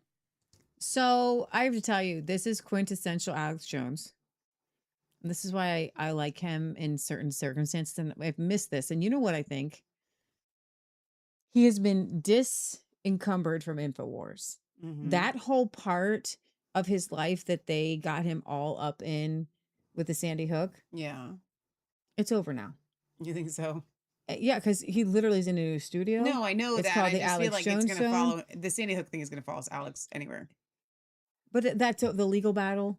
Well, All you know, I of was just that sitting here is wondering, over. like, so they won for like an amount of money that he's never going to be able to pay back in his lifetime. So does he have to just like always pay every last dime to them? No, because they sued for InfoWars. Okay. So they took InfoWars and he started Alex Jones. Okay, so he doesn't have to pay any So more back? here's this year-plus I don't know old how that video works. that's posted. You see it yourselves every day on Instagram, X, everywhere. Oh, I'm just saying that now that he switched, I feel like I've seen a different side, the old Alex back. That's Tulsi's husband on the right, by the way. Oh, it's always been like, look, breaking. They got the proof. Yeah, they got the proof. And I'm in there. I'm in Arctic Frost. I'm in Crossfire She's like the Hurricane. Abigail I mean, being targeted. U.S. military. Nothing is done. Nothing. 0, 0, 0. Here's the Jesse. It's a 9-minute report. I'm gonna play the whole thing, but here it is. Fox News alert: the director of national intelligence, Tulsi Gabbard. Up those dogs with their tusks and they're rolling around and the dogs are all happy bleeding. You got to take them to the vet, get them sewn up. She's like a pit bull, all bleeding, cuts all over. And Trump's like, you don't get any food or water. We're going to throw your ass in a cage. That's how it works. You get zero support from Trump when you defend him. You get nothing. Right. That's okay because we're for the mission. That's what matters. Mm-hmm. But she's one of the few good people left. I wonder if Kennedy's going to get kicked out now. I wonder if he's going to resign for face saving. Back to her. Trump brainwash the electorate and undermine the legitimacy of an election. There is irrefutable doctored the report. There was nothing routine about this, and it was a. That's not speculation. I have that from the high sources. Almost all the products you see cash trap. Okay, that's bad. Okay, so Tulsi's out.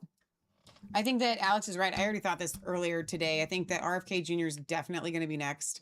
I think that what you're going to see is Pete Hegseth will be the last holdout, but I think he'll go too. I don't think so. I think I do. I think really Pete do. Is hanging in there. I think Marco Rubio is going to hang in there. I see looks on Pete's face, unless they have something over him, which they probably do have some things over him. You can see these people that have a tiny, like Marco Rubio has zero truth in him, none whatsoever. Okay. Pete Hegseth may be kind of a young hotshot that lies and is okay with lying and manipulating sometimes, but he does have some truth to him, right? He does. No, he totally does. I'm not saying he's a good guy. I don't even trust him. I don't trust him as far as I could throw him. I think he's been lying to the American people willfully, knowingly. Okay. I think he knows exactly what's going on. But what I'm saying is all of these people that have left have had to, well, no, hang on, let me rephrase that. Those three, well, at least the two bimbos, they're a nothing. I'm just saying that at some point, it's going to come down to, if you had any semblance of truth in you, you either completely sell your soul and become a hollow human being, which may happen to Pete Hegseth. It may happen to him, but they're all going to have to leave. They're all going to have to make a decision of, sell your soul or not. So I don't think, and God bless Tulsi's husband, Abraham, who's having this problem with the bone cancer. That's terrible. But I really don't think that that's the reason. You'd have to be an idiot to believe that. And that's what Bannon says here. The great Tulsi Gabbard has been, and let's be blunt, she got fired. I know her husband's horrible about his cancer. They're very close. They're very special people, and everybody feels for them and has prayers for them. But Tulsi Gabbard was on borrowed time, and this is Ratcliffe and the CIA and the Mossad. This is a hostile takeover of the DNI. The great Tulsi Gabbard has been, and let's be blunt, she got fired. Yep. Well, she got fired. This last thing that I want to say on this is that there are two ways that this could have gone. Joe Kent or this. Yeah. When I say Joe Kent, I mean, you just go out with a blaze of glory. You're like, dude, I'm walking away. And he wasn't even anti-Trump. He was just saying, I can't be a part of this war. Well, no, he was saying that we went into Iran on false pretenses. This is the actual truth. I know. He was Tulsi Gabbard's second. So what I'm saying is, did you guys know that Joe Kent was Tulsi Gabbard's assistant to the DNI? Yeah. Do you think that once Tulsi has left, that she will expose things? I do not. I don't. I think that she's trying to play it safe to preserve what little connections she still has within Mega. I think something a little That's bit my opinion. different is that her husband really does have bone cancer. And when you look at the world and you're like, this is eating my soul. Marjorie Taylor Greene had to leave because it was eating her soul. And Trump destroyed her. Then Massie is a man and he can handle it. He really can. He's doing a good job handling it. But Trump destroyed him. Now they're going after Lauren Boebert. And then they're going to go after Ron Paul. And I want to play this clip here from Joe Kent, who says that behind the scenes, J.D. Vance, Tulsi Gabbard, and Scott Bessent even. Where do I find that? It's to the right. It's one. I have it up. You can close that if you want to. Close. Oh, wait. We're going to bring that one back up. But there we go. We're all questioning Trump. It's been reported out there. I'm curious for what you heard about the way that went down. Many of those critical meetings in the situation. Is it screen shared? I think so, but thank you for double checking. Yes. Okay. Yeah, I think the imagery that's been publicly released is very telling, where you had one small group that was down in Mar-a-Lago that night, and then you had the rest up at the Situation Room at the time. Look, in the lead up to the 12-day war, we were having very robust debates that were part of the National Security Council process. The principal small group, we'd have the deputies committee meetings, we'd have very robust debates with all 18 intelligence agencies, with the Joint Chiefs staff, et cetera. And that played out over the course of about a month in the lead up to the 12-day war. And to include ahead of Midnight Hammer, where a lot of us said, okay, fine, if you bomb these sites, that's all well and good. We take out Iran's ability to enrich. That meets our strategic objective. Problem is the Israelis are going to come right back to us in a couple months and demand more, because their goal is regime change. Like, they're not beating around the bush about this. And so that was known. And so from my optic in the lead up to this last iteration, that process didn't play out. And people can say, oh, Kent doesn't know because just he wasn't invited. But I can tell you, the robust debate with the deputies committees, the National Security Council, that simply wasn't happening. So to non-nerd speak, I think this is important. What you just laid out is a normal process. The Deputies Committee, Principals Committee, NSC, all options and views are presented to the president. Even the Iraq War, the most disastrous thing in the world, or at least in my lifetime, that played out that way. That's how it did. You can go and you can read about it. What you are talking about is effectively a bespoke process, which played out with some advisors down in Mar-a-Lago, others in the Situation Room. I guess you are confirming, by the way, the White House told us that there was nothing to be seen. So there are dissenters, and I cannot believe for one moment that J.D. Vance has principles in him. But from what we're hearing is that he did speak out against the war in Iran. And that's overwhelmingly reported. Yeah. So I don't been think reported it out could be there. a lie, but to what end? That would be next level manipulation to appeal to people like us. Like, yeah, 520 DHS. Now, I have a commercial break for you. This is our dear friend, Kim Georgeton. She ran for Lieutenant Governor. Governor in Ohio. She says, this is happening in Ohio. 2, it's a good time to repeal some things. I'm not sure where this is from. This is state representative, but I don't know. Murfreesboro. I don't know where. American way. These damn bills that come out here all the damn time come out here in the last second, and I gotta try to figure out how to vote for my people. How ashamed are you? Should be. You should be ashamed of yourselves. I'm sick of it. Every year we give power to one person. It was not made that way in the Constitution. He was around when it was written. Now we pass rules that stop each one of us. Enough! I feel like somebody trying to be released from Egypt. Let my people go! My God, they sent me here to vote for them. They sent me here to vote for them, to argue for them. But I'm trapped. I'm trapped with my rules that have been forced down our throats. Folks, we live in a democracy, but not here. But not here. So you go back and you tell your people, I'd like to do that, but the speaker has so much power, so much control, and each one of us do it in their districts. And have to go back and say that. And you can say on your side of the aisle, oh, no, that's not the case. But yes, you do. All of us know you got to deal with it. When's it going to stop? So essentially, I don't know what he's angry about, but he did mention the speaker having power. What you don't know, what a lot of us don't know, is that the Speaker of the House essentially is the president of your state. Mm-hmm. You think that it's your governor. It's the Speaker of the House, because the Speaker of the House controls everything. Mm-hmm. The Speaker of the House gets to decide what bills can be brought forward. The Speaker of the House gets to decide what the rules are. The Speaker of the House owns your state. And so the most important position in your entire state is not governor. It's Speaker of the House. Full stop. So I think that that's what this guy was getting. Yeah, hot there's to so trot many about. rules. Like I don't get to speak here. When can I speak? When can I do anything? Yeah. Right. All right. I want to play a couple clips here from Megyn Kelly. One clip here from Megyn. There was a very Kelly interesting on exchange with Thomas Massie at one of his down. late rallies. I think it might have been the day before the vote, where one of the gentlemen who attended stood up and really gave him a hard time about the fact that he's not backing the president, and he wants somebody who's going to back the president's agenda.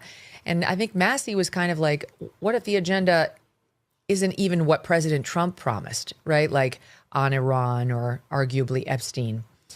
And this gentleman seemed to want deference to the president, even if it didn't, like, he was basically trying to convince Massie that the president knows more than Massie knows. And that literally is true when it comes to something like Iran, given his position as the commander in chief and the classified briefings he gets. Though it doesn't mean you can't oppose the Iran war just because you don't have all the same info. But I do think that was the frustration, because as I mentioned, it was thing after thing after thing. So it's like, I think Kentucky voters may have given Massie a pass on one thing or two things, because all along he's been not big on spending us into debt.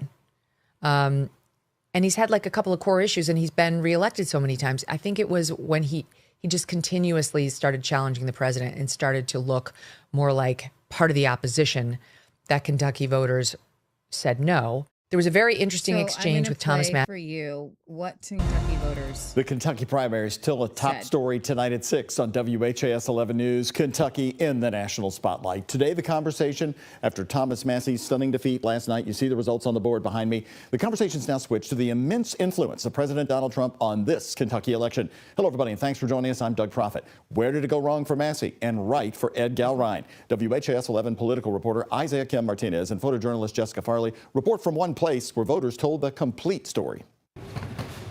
Customers in one Oldham County business. I voted for Galrine and I was really happy that he took over for Massie. Paint the picture of how the Trump-backed Ed Galrine knocked off incumbent Republican Congressman Thomas Massie. He voted against a lot of things that I would prefer that he voted for. Republican voter Joe Burton lives in Henry County. Galrine swept nearly every county in Kentucky's 4th congressional district. John Canfield had voted for Massie in the past, but not this time. Very anti our president, it seemed at times, and I just got to the point where I couldn't support him anymore. I want to thank President Trump for his support. UK political science professor Stephen Voss breaks down Galrine's victory. Enough voters were unhappy that Massie was not sticking with their party's president. If the legislative branch always votes with the president, we do have a king. This is the coffee house and cafe in LaGrange where actually both Ed Galrine and Thomas Massie spoke to voters just a week ago. The result here in Oldham County, Ed Galrine winning by 5 points. Coffee shop owner Jeff Baker. A lot of people are disappointed in Massie, but they knew what they were getting, kind of. We did also find Massie supporters here, including Darlene Burhow. I felt like he was working more for the people and not being a yes man. And independent voter Dale Gibson. I like the fact that he stood up, he said no, and it made Trump mad, and that's what cost him election. While Massie has previously said he'd be done with politics if he lost this race, it appears he's entertaining a possible next chapter. Who knows what Massie has planned next? What happens in 2028? He sure was teasing the possibility that it's something other than retreating to private life. You made a compelling argument, and we'll talk about it later. Thank you, and God bless. Isaiah Kim Martinez, WHAS 11, on your side. So this is the problem. Congressman, thank you for with taking a few minutes. The Trump voters. You're not Republicans. No, you're Trumpians. You're not conservatives. You change with the wind, and you don't even know what Trump means. If Trump says, this is my bill, I want it passed, or I don't want the Epstein files released, even though he said he would, then you have to go with that. And I'm going to tell you something. That does not make you a sound-minded person. It does not make you a good congressman. If I am going to, people say, well, you need to go where your party's going and you need to stand with your party. But if your party leaves conservative principles and goes left, I'm not going left with you. And what's crazy is this is what happened with the left. The left went more left. And so what happened is that they were stuck in this middle area, and the left left them left, and the right, and they got stuck with the right. Trump and Byron Donalds and Vivek Ramaswamy and everybody in that movement is also going left. And so there's no other party for the right to go to. Mm-hmm. So now both parties, in case you understand, they're both the left. And so if you hate the left, if you despise the left, we got to go after those liberals. And Trump doesn't care about your Second Amendment. He was actually going to pass a rules, and under Pam Bondi, he wanted a lot of those anti-Second Amendment laws. Pro data center, pro Jeff Bezos, pro Mark Zuckerberg, pro big tech. You literally have Melania Trump with children with the AI meta goggles on. And Melania Trump out there with the President Macron's wife, Brigitte, talking about how AI children will learn in classrooms with AI. And why is that? Because it's really about the data centers and the billionaires building the data centers and that money-making scheme.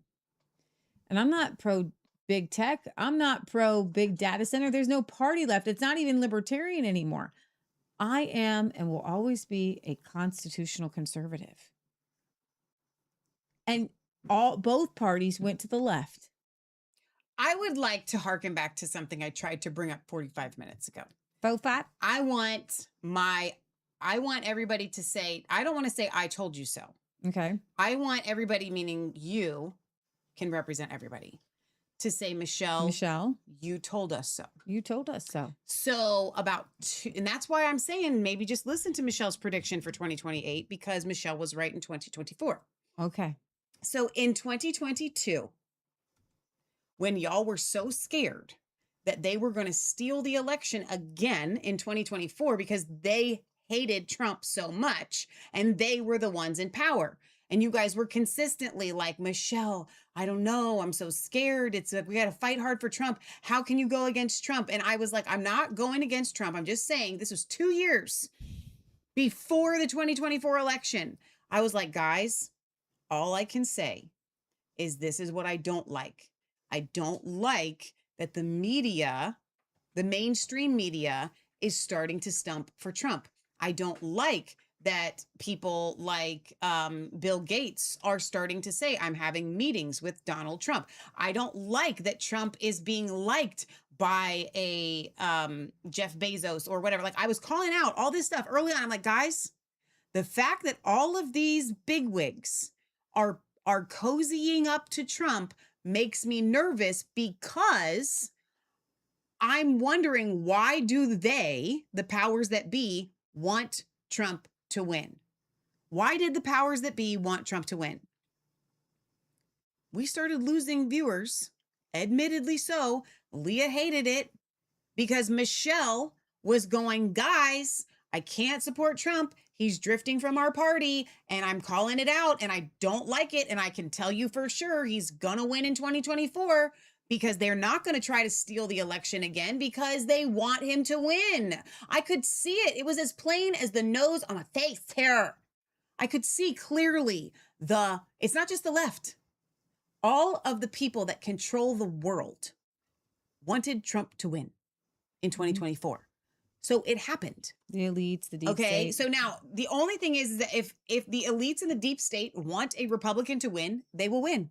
If the elites in the deep state want a Democrat to win, then a Democrat will win. It doesn't matter. So when everybody says it's all about the votes, I'm sorry, like, it's not. Yeah. But we have to be able to read the tea leaves. And I know that's a worldly, secular, witchcrafty thing, but like, we have to be able to see the writing on the wall. Okay.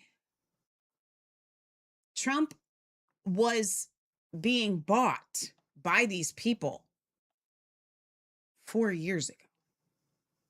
4, and maybe more, maybe as early as January 2021, before the inauguration. I don't know how soon it was. All I know is that Trump did not do what we all wanted him to do to retain what we felt was like his rightful win. Okay, so I just want yes, Michelle, there may be something to what you're saying, because you were right 2 years ahead of time when everybody was like, no. With you, I believed I said the same thing. Mm-hmm. I knew that they were going to be, as soon as I saw CNN pro Trump, I knew he was going to win.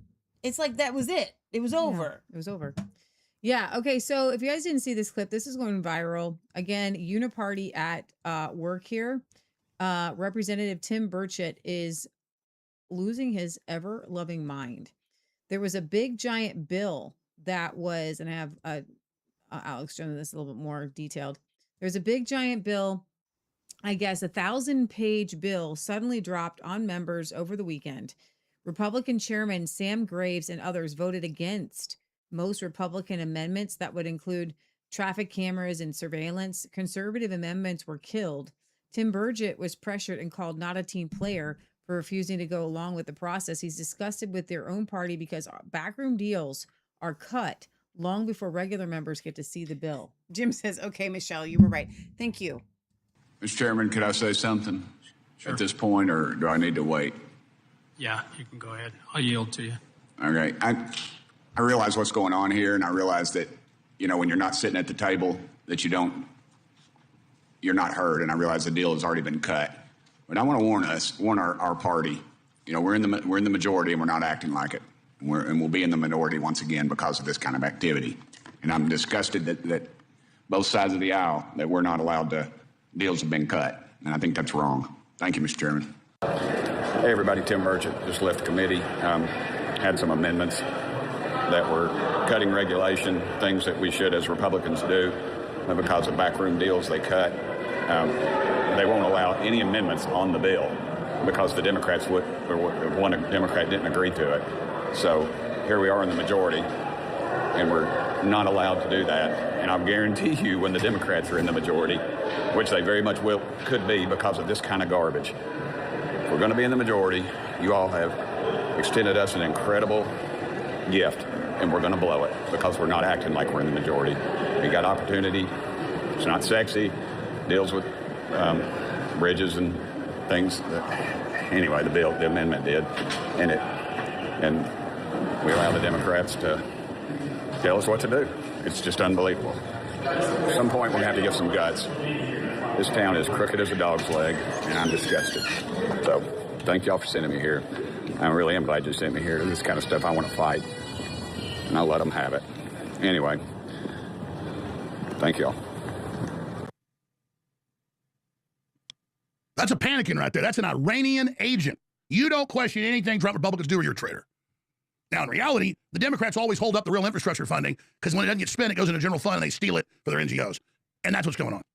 And it is beyond disgusting. And the Republicans. What's hilarious about this, and I'm gonna bring Alex back, probably not that fast. This is a 1,000-page Build America 250 Act. It's a bipartisan 5-year surface transportation reauthorization bill from the House Transportation and Infrastructure Committee.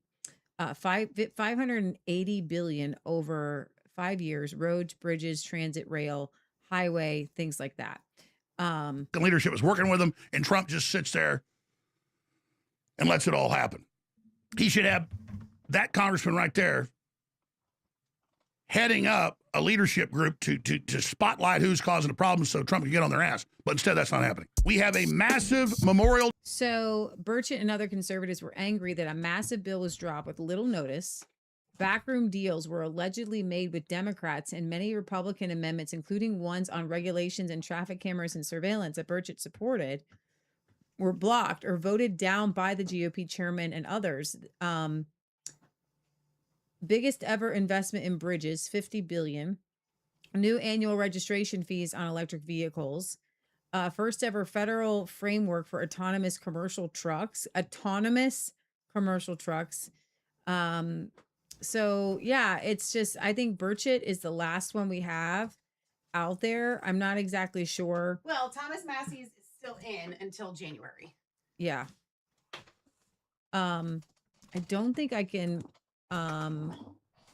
play this, but Pat Ryan, a Democrat, said on the War Powers vote, these chicken hawk blankety blanks are going to send us home for Memorial Day weekend, where I'm going to honor my veterans that I served for 27 months in combat with, and they're not going to even give an up or down vote on the continuing this war almost 3 months in, while Americans are paying almost $5 at the pump.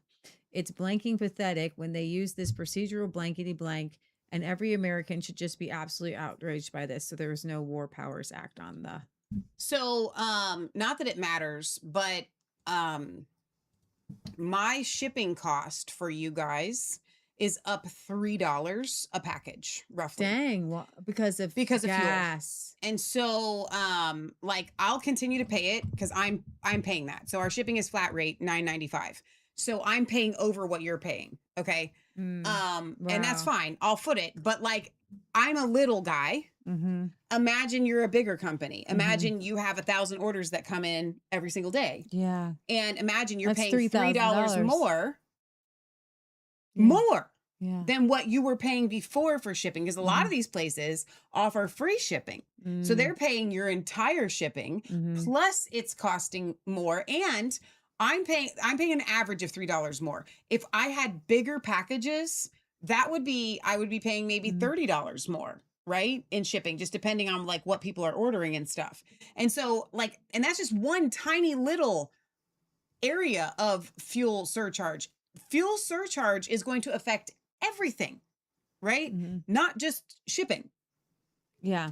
So this is something that's been, that's been going on for weeks now, at least a month or two, that I've been paying the extra on the shipping. So this is Thomas Massie, who said, I proudly stood in the way of your AI data center amendment, Ted Cruz, to the big, beautiful bill that would have given those companies immunity from the law. In fact, Margie Taylor Greene and I got it stripped from the bill. Did your big tech cronies still let you cash their checks after you failed? Wow. And then this is Trump that says, he's a great guy. To me, he's a great guy. Don't forget, he was a wartime prime minister. And he's not treated right in Israel, in my opinion. I'm right now at 99% in Israel. I could run for prime minister, so maybe after I do this, I'll go to Israel, run for prime minister. I had a poll this morning. I'm 99%, so that's good. But no, he's a wartime prime minister, and I just don't think they treat him well. He's a great guy. so Trump's doing well in Israel, I hear. Don't forget, he was a This is the Haaretz, the most consequential Republican Haaretz for Israel is happening in Kentucky. What if it said the most consequential primary for Russia? Yeah. What is it about Thomas Massie that has Israel so afraid? So afraid. This is the energy from Thomas Massie. His concession party or whatever. And this is Ed Gallerns.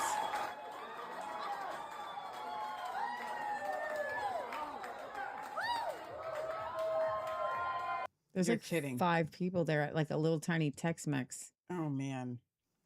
Let's not overcomplicate this. Thomas Massie lost because he took on the machine. His loss was not the result of differing philosophies, but brute force politics. This is not, as some Trump apologists are overly intellectualizing, a backlash to Massie being obstinate. He voted with Republicans more than 90% of the time. He has an A+ Liberty report. Okay. Or his insufficient enthusiasm for enforcing immigration law. Every purported example of this is Massie voting against an unconstitutional bill that also contains something hawkish on immigration or Jew hatred. Massie's cardinal sin has always been trying to keep Washington confined to its own purported constitutional restraints. That is why he's being chased out of town. He also touched the third rail. He lifted the veil on Washington, enabling us to get a peek at how power is actually wielded behind the scenes. Which brings us to Epstein.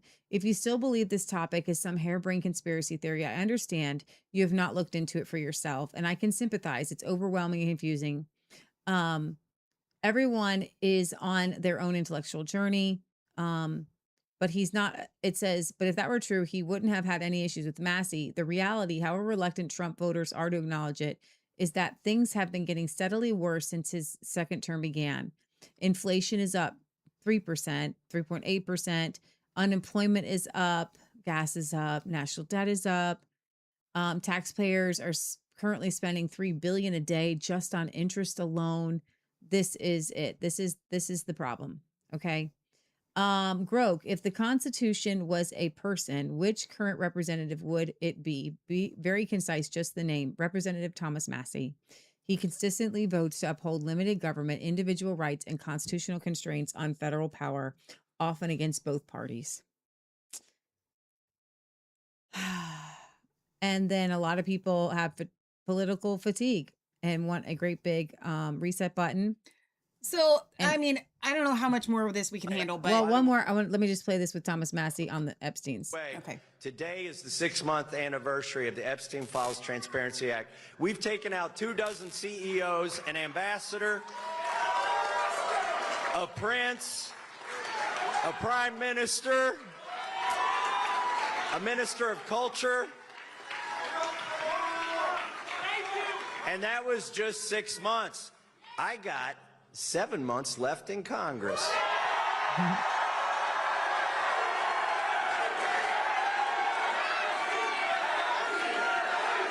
Okay. Go ahead. Did you actually play any of the Massie concession speech? That's part, and these are pieces of Okay, it. I meant yeah. aside from that one. No, yes, some. Okay, They're no, that's little good. pieces That's of it. fine. Yeah. I meant you could play more if you wanted to, if we didn't Okay. actually get to that. I'm totally fine with that. But what I wanted to say, my final thoughts on this whole thing with Thomas Massie is that I understand, to me, it's not being disenfranchised at not having Thomas Massie in Congress. It's the feeling of we can't get any real human being in Congress ever Mhm. again. Now, that's not true because God is bigger than Mhm. politics, but it feels like that because after 2016, Marjorie Taylor Greene and Lauren Boebert proved, and countless others proved, that the everyday person could get elected by the will of the people when the will of the people was overwhelmingly, in support of this, kind of different political bent. We were no longer Republicans, we were MAGA, right? And MAGA took over like a force. And we thought that MAGA meant the everyday guy can get into politics. That's what we were told. That's what we believed. That's what made us so special. That's what we fought so hard for, that MAGA meant that a Marjorie Taylor Greene and a Lauren Boebert, which I think that both of them got slightly corrupted by Washington because there's so many demons. But I think before that, they were genuinely just real people, good or for bad. So we had that run for about 6 years, 6 to 8 years, okay, of this like, oh my gosh, we can get some, and we did get some real people into Congress and into even the Senate. But here's the problem.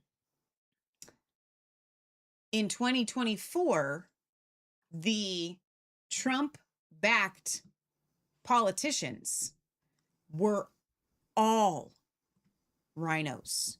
Trump did not back any of the everyday man mega guy. Like in all of our states, I know you guys know, we had people that we were like, dude, if that guy or that lady wins, we really got somebody. That's who we want Trump to endorse. And consistently, every single time, Trump refused to endorse who the people wanted him to endorse. And in fact, Leah, this started happening in 2022, and I can prove it to you.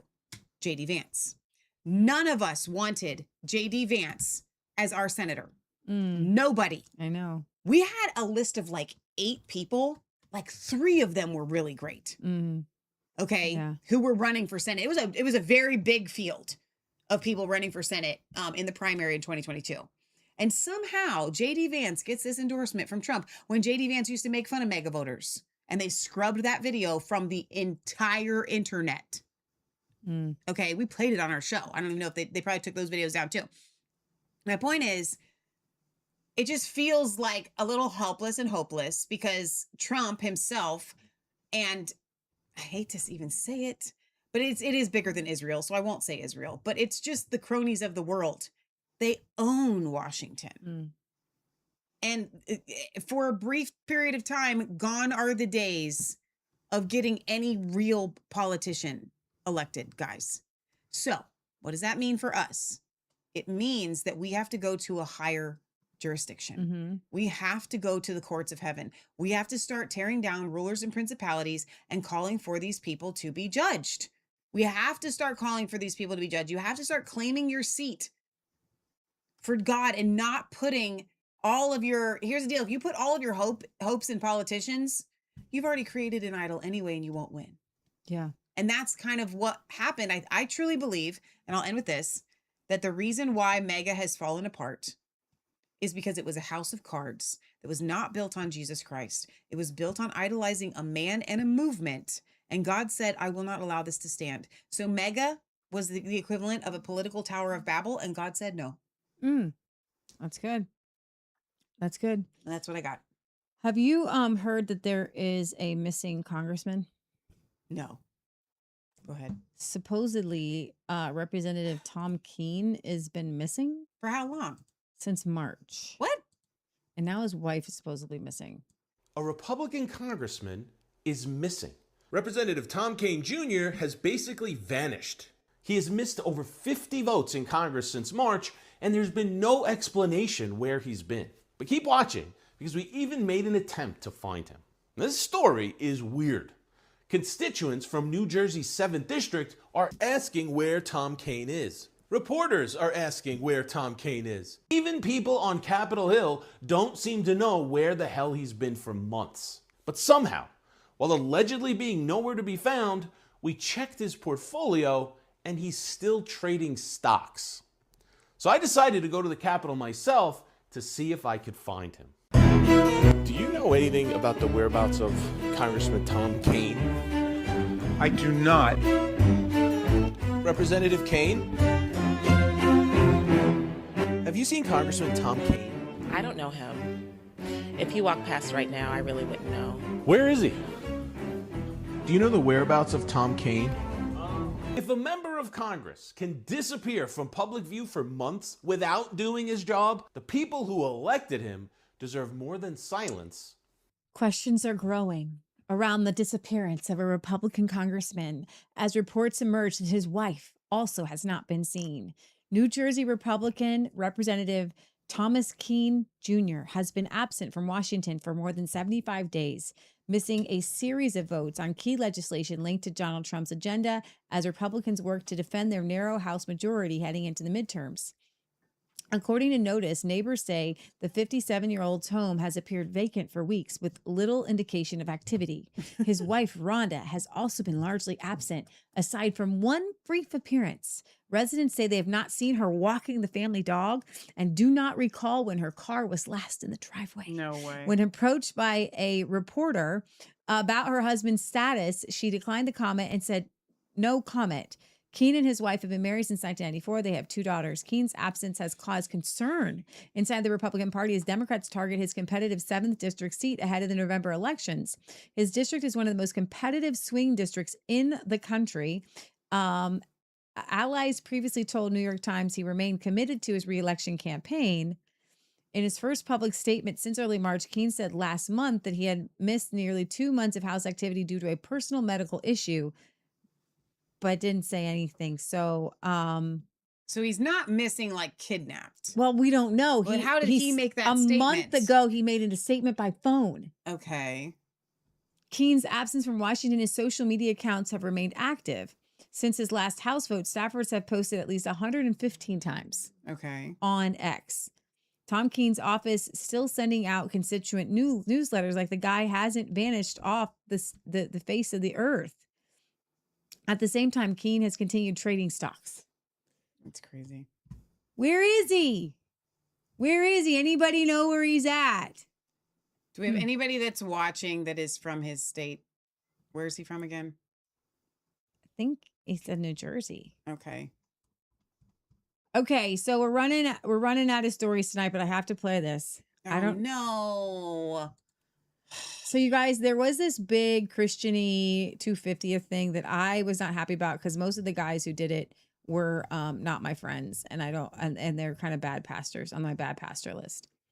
But this right here, I want to hear, guys, listen to me. No. Listen to Eric Metaxas, and then I want to hear what you guys have to say about this. It's hard to believe that it would take 2 centuries for the Lord to raise up a great man to bring that ballroom finally to stand where it needs to stand. It's extraordinary. We only had to wait 200 years. It's hard to believe that it would take 2 centuries for the Lord to raise up a great man to bring that ballroom finally to stand where it needs to stand. It's extraordinary. We only had to wait 200 years. It's hard to believe It's been 200 years, God. And I have been on my face before you. And I have been praying, God, when will America get a big, beautiful ballroom? Where is the man with the fortitude and the integrity and the righteousness to build a place to dance and eat for a very small portion of the world's population? Not you, not me, because we aren't important. We're the little people that that hold the government up in the palms of our hands. And we'll never dance in that ballroom. But Trump, he knew that it was his divine destiny. Oh my gosh. To make a ballroom and to make the reflecting pool blue. Finally. And gosh darn it. Why didn't they build an arch? Why didn't they know in the depths of their being that it says in Proverbs 27 verse 500, thou shalt build me an arch in the faraway land in the future called America. And now Trump has embodied the scriptures and all of the things.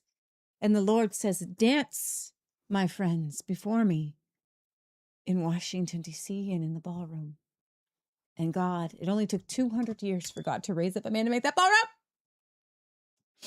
How much longer will it take for the other things? I know, Tobers. We're pretty much done with the show. I don't know. I think I know.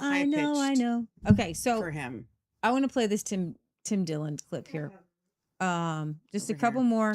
Just click screen share real quick. Well, I want to get it up first. Okay. So you don't have to see me scrolling. Okay. I felt this clip went viral. What do you guys have to say? Tim Dillon on America. I don't think so. Have we become the bully? We're not telling China to fuck off. Oh my God. I didn't know there was in this one. Hang on. Let me help everybody. We're done with that. We're not the high school bully anymore. We're not. We're the weird kid who may have a gun. We are not the high school bully anymore. We're the weird kid that may have a gun and is not hot, but is not terribly ugly. Like you might fuck them. Leah. That's who we I are. didn't know it was so bad. I'll just read it. Thank you. That's your fault. I'm not angry at you. We're not the bully. We're not the jock. We're not the quarterback. This is not Top Gun. We're not Tom Cruise. We're the college kid who keeps going to the high school parties. We're the pedophile and we may have a gun. That's what America is. We're not this Americana. And that's why this 250th is not exciting. And I'm not celebrating it. Because America is we're not Top Gun. We're not Tom Cruise. We're not rescuing the world. What do you mean? I think so. For me, they are not going to do to me what they did in 2020 for the 400th anniversary of the foundation of America from the Pilgrims. Okay. They stole that. I'm still going to celebrate it. I think what you mean for me personally celebrating. I am not going to celebrate it the way that they are celebrating it. Okay. Because I get the feeling that you're feeling that, they're no, he doesn't need to go potty. He just has ants in his pants. That they're ruining it. Okay. And I feel that. And I don't want to be a part of their celebration of it. Does that make sense? So when I agree with Leah, I'm not going to be celebrating their celebration of it. Does that make sense? What? Oh, they're going to have a big fight. So I'm not going to be like, oh, rah, rah, the way that they are celebrating it. But of course, I'm going to celebrate the 250th anniversary of America because it's my country and they're not going to take that from me. Okay. We're not, and I want to speak for Leah here, even though she's not here to speak for herself. Leah's not doing that. She's not boycotting the birthday of America because that's not who we are. All right. That's ridiculous. That's petty stuff. That's child stuff. We would never do that. That Leah would never do that. But what I do 100% agree with is in the past, you guys have known us, like when there's an inauguration, we live stream it. You know, we used to live stream like a ton of Trump's rallies. We used to live stream, you know, all the things like you want to restream, I should say. You want to be a part of it. Like you want to do, like when Trump came out, I think it was, shoot, I don't even remember now. I think it was the State of the Union address. You know what it was? It wasn't a State of the Union, but it was in 2025. It was last year, early 2025. And it was like a mock State of the Union, like it really was, but it wasn't. Anyway, it was during that speech that Trump was like, we are going to do this thing and we're going to celebrate the 250th birthday and it's going to be this and it's going to be that and it's going to be so big. And like, I got so excited because they stole from us in 2020 the celebration of, you know, the Pilgrims and, you know, really the 400-year anniversary of like the Mayflower Compact and all that. So they stole that from me. So I got so excited. But there was something about everything that he was saying about the way that they were going to celebrate it that like churned my stomach, especially when they talked about the fight on the White House lawn and like all the things. It was very going to be like very technological, not like hearkening back to our founding fathers, you know. So I'm with you. I don't want to celebrate what they're celebrating, but I'm still going to celebrate. Kind of the an birthday. interesting. I felt like this was interesting. Total commercial break. So kids need their moms up to about 11, but then boys especially need dads to take over. Moms need to decrease and dads need to increase when it comes to their sons. That's so good. Wait, let me say it back. I don't know about that. Going into high school. Going into junior high. Into junior high and high school. Moms need to decrease and dads need to increase for their sons. And dads need to take the lead on everything for their sons. That's so good. And moms need to back off and be quiet. Oh, no, that's so good. But can you just say why? I mean, I have 3 boys. I need to know. Moms can do the things that help us, help them. I knew for my son, he always needed 3 lunches, basically. Yeah, there's I always that. have an extra one, all the things he needed for his sports and things of that nature. But I would have Mr. Cato do all the conversations with the teachers. He would bring down the consequences and the discipline, and I would do that better next time around. That's what he did, but I still would try to interject. Put him in that place, yeah. And say, well, what about this? What about that? And ultimately, it wasn't helpful for my son. Interesting. I love that. That's not the one I would have expected, but I mean, I think it's true for so many of us because. Well, and moms need to let their boys fail and not try to baby them. So true. Am I going to get in trouble? No, I'm sitting here judging myself because it's really hard. It's really hard. It's very hard. It's hard for us as women. I felt like that was so good and so important. And I know what's sad about that is that there are so many fatherless homes. There are so many homes where dads don't take the lead, where maybe you didn't have a good dad, and maybe you had an overbearing mom. But at the end of the day, there has to be a switch. And I see the reason why I believe that the Black community is so violent and damaged and and just lost. And those young men find a family of men in the gangs and in that community. And boys babies need to be regulated by their mothers. Boys, in order to get into manhood, need to be regulated by men. They need to be around men who are like, you fell. You're not going to cry. You skinned your knee. We're going to get up. We're going to keep going. You know, and a mom's going to be like, oh my gosh, you okay? Let me get a Band-Aid. Let me get the things. And then that's not going to build resilience. And so honestly, we don't really know how to raise boys. Our cousin Trish does a phenomenal job, to the point where I feel like she doesn't baby them enough. Like literally, she's like, no, get over it. You're fine. Stop it. Like, I don't know. She does that really well, actually. But so does our cousin Jason actually does that. And Jeremy does that. Yeah, they do. You're not going to cry here. Yeah. Like, stop it. You're okay. And it's okay to fail and it's okay to fall and it's okay to make something that doesn't succeed. And you've got to be resilient. Like Uncle Jack is the best at this. It boggles my mind when I see men who are sissy boys, because the men that I have respected, like our friend Tim, and even our little, I'm sorry, he was a little guy, Mark Coombs, but he was such a manly man. He was probably about 5'5", like 150 pounds, 40 pounds, but he was a contractor and he was a man's man, and his emotions were steady. Oh yeah. And if something goes breaks or goes wrong, Uncle Jack is not going to throw something across the room, right? And he's not going to yell at you. And if he gets injured, he's not. And I'm not saying that men can't cry, but there's something about men who don't need to cry when something is going crazy, right? So do you know that crying releases cortisol from your system? Right. So if you are a man that is prone to crying, you probably have a lot of cortisol in your system, which means that your stress levels are way too high. Right. And you're not even keeled. As women, we know this, that our cortisol levels get high and then we're prone to, crying because tears don't just really release cortisol. They release all sorts of bad hormones. So that's why you see pregnant women, they're so quick to cry because they have such high hormones and their body's trying to cleanse that out from their system. So, I mean. Yeah. And that's why you see men's testosterone rise when they see women cry. And that's why women can fake cry. But in reality, a real tear moves something in real men.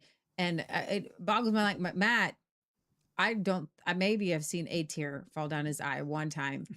Or he gets upset about something, but he will stay on a project when other people would just lose it. Yeah, Matt and doesn't he will throw just things. He doesn't get frustrated. He will just, okay. Like if the pig has to get shot 6 times, he's not going to panic. Meaning if it doesn't drop on the first. And the pig is running around with one shot in his head, which is a crazy pig. What's worse than shooting a pig once is happened to shoot it It's twice. only happened a couple times. Like Right. most of the time he gets it and it just But it's drops. scary. And if scary things yeah. happen, Matt is going to be even keeled. And so is Uncle Jack. And you've got to be around. And I think that for Matt, it was probably his grandfather that was that way because his dad wasn't a really good example of that. But he did have his grandfather. He was kind of raised more by his grandfather, who was probably, I know, was super like even keeled. You know what I mean? Like a man's man, right? He was on a ranch. And you need that. And Yeah. I just feel like that's really important. And young boys need moms to step back and to dads to take the lead. All right, let me read a couple of comments here. Let's see. Steeler says, good night, chicks. Missed the last show. Was driving to Pittsburgh to visit family, but I saw the show later. Michelle, I really liked what you were talking about before Leah came out. Good job. Well, thank you. I don't even remember what it was, but praise the Lord. So let's see. Kimberly says they are making it hard to be proud to be an American. Wow. Deb says that was right around the time that her ex stepped out. I have boys, so that's really hard. Like the time that they need the man, then your man leaves, so that's really difficult. Jim says that sometimes dads get too busy earning money. That's so true. And he also says failure is a part of your life. And Atlas B says if you've never failed, you've never learned. 8-Ball says God didn't make men to cry. He made women to cry for us. Earlier, I don't know what it was, but Kate says, Kat Nelson says, LOL, Michelle's reaction to Leah right now is priceless. You know, it's funny how many comments I get from you people that say that you tune in just to watch me react to all of what Leah says, which is fine. I'm totally down for that. Hilarious. Okay. All right. So, Mama Kitty, I don't know who you are, but I'm glad you're in the chat. She says, in jail, kidding. I don't know what that was in reference to earlier, but I just like to see new names in the chat. Did Bobert stump for Massie, says Yes. RH Wagoneer. Yes, she did. Madison Cawthorn was another seemingly good guy who got chased out, says Kimberly. Exactly. 8-Ball says, as they say, we learn more from mistakes than by successes. So last thing, I feel like I'm muted. Am I muted? No, but I feel like we're far away from our mics or something. I'm not hearing Okay, us very loud. so last kind of like what I'm gonna call a funny story. It's not that funny, but maybe it is funny. So Matt sends this to me. He watches Mike Winger, and Mike Winger has been exposing all of the fake prophet-y people. Yeah. Okay, this is a very long video, but I'm just gonna show you a couple highlights. Sean Boltz is in the charismatic world. If you don't know who he is, then you're not in the charismatic world. And that's okay. But if you've ever seen the prophets that go around and go from church to church and read people's mail and things like that, there was a guy named Sean Boltz. Yeah, and he was known as he was ousted as the Facebook prophet. So you've probably, if you're a Christian, have heard Bethel Music. So Bethel Music is kind of like the cover now for all of these fake prophets, and God is going to hold them accountable. Well, they knew that Sean Bolz would go through people's Facebook profiles who were coming to the meeting Ahead of time, and then give these like really weird off the wall like prophets. And what he would do is they would give really specifics that he would like the pull, names of streets or like, you know, friends' names and or then whatever. they would give a prophecy that was very vague. So this is the Australian Sean Bolz. Okay. So I'm going to start in the beginning and just let Mike Winger explain who he is. And then I'm going to go over a couple that are going to kind of blow your mind. It's wild. Gary, it's like the Lord wanted you to get caught.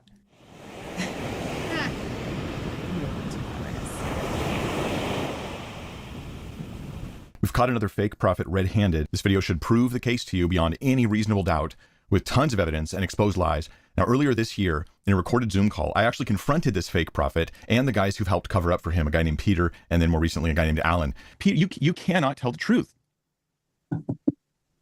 Whatever. And this goes perfectly with Gary being a fraud. Gary, I'm convinced that you are a blasphemer and a fraud who lies in the name of Christ and then demonizes the very Christians who try to hold you accountable. It's disgusting. And Alan, you seem crippled to have the ability to just have the integrity to call out your own people, which is because this is what happens, is what happened to these guys when they stood forward. You got it. It's nuts. It is nuts. Gary, so this couple here came forward knowing about these fake prophecies, the couple right here in the bottom. This is the fake prophet up here, the other couple. In the right-hand corner. There's no wonder why you've run with Sean Bolz in the past. You were doing the same thing as him at the same time as him. That call went on for over 2.5 hours, and that will also be part of this video. This fake prophet, his name is Gary Morgan. He is the Australian Sean Bolz. Actually was a friend of Sean Bolz's, and he ran with Sean Bolz for a while. When he was first confronted about his fake prophecy, he actually used the excuse, well, you know, Sean Bolz gets confronted like this all the time, you know, these accusations. Hi, I'm Sean Bolz, and I lead Bolz Ministries in Los Angeles, California. And I want to recommend to you Gary and Sarah Morgan. I've known them for over 13 years. I've been so inspired by both of them as teachers, healers, prophetic vessels. And Gary has been moving in a word of knowledge gift and a word of wisdom gift as long as I've known him. It has stunned and amazed me, let alone the people we minister to together. Get involved with the prophetic school. Get involved with Gary and Sarah. They are some of the safest prophetic people I know in the entire world. As many of you know, Sean Bolz was the fake prophet who was the rising star in the prophetic movement. Countless leaders knew he was a fraud, and they said nothing, even endorsing him after they knew he had victims of disgusting, horrible, and inappropriate behaviors, including fake prophecy, but not only that. And he actually hurt a lot of people. And with fake prophecy, so has Gary Morgan. He has hurt a lot of people. Okay, so I'm going to go over a couple of these that I think is kind of funny.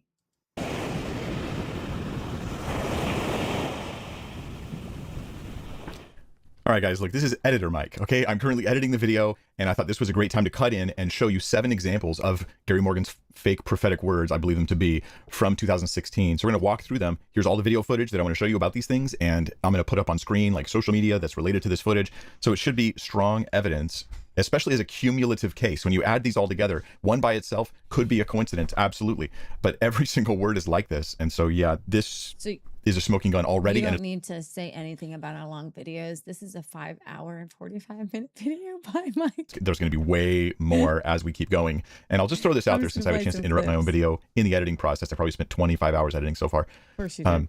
We're going to be talking about a guy named Larry Sebastian later on. Larry Sebastian, another Australian pastor who is deeply problematic, and I hope that including some of that story inside this video will help his victims in that situation.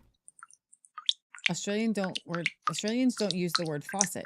Okay, the first thing I saw a tap. It's like a tap the Lord was opening. And this tap had been closed for some time. And the Lord was opening this tap, and he's saying, the tap that I'm opening is opening the very things that have been closed to you. You'll notice that this is consistent. I'll spoil it for you now. He will say things that are meant, I believe, to prompt the audience to respond with information. So he knows stuff about them. He comes up with a way of hinting at what he knows. They're supposed to figure it out on their own. It's the same playbook that Sean Bolz does, exact same playbook. And then he acts surprised, like, oh, that's your name? Oh, that's your birthday? Oh, that's... But Gary's not as good at it as Sean was. And you'll see why as we move forward.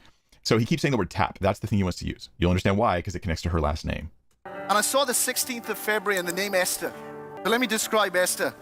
Okay, Esther Fawcett is her name. Her birthday is on February 16th, and Fawcett and tap. Okay, so for Australians, I'm told this by my Australian friends, they say tap We say faucet. And they let me know this as I was watching this video. I was like, okay, that makes sense.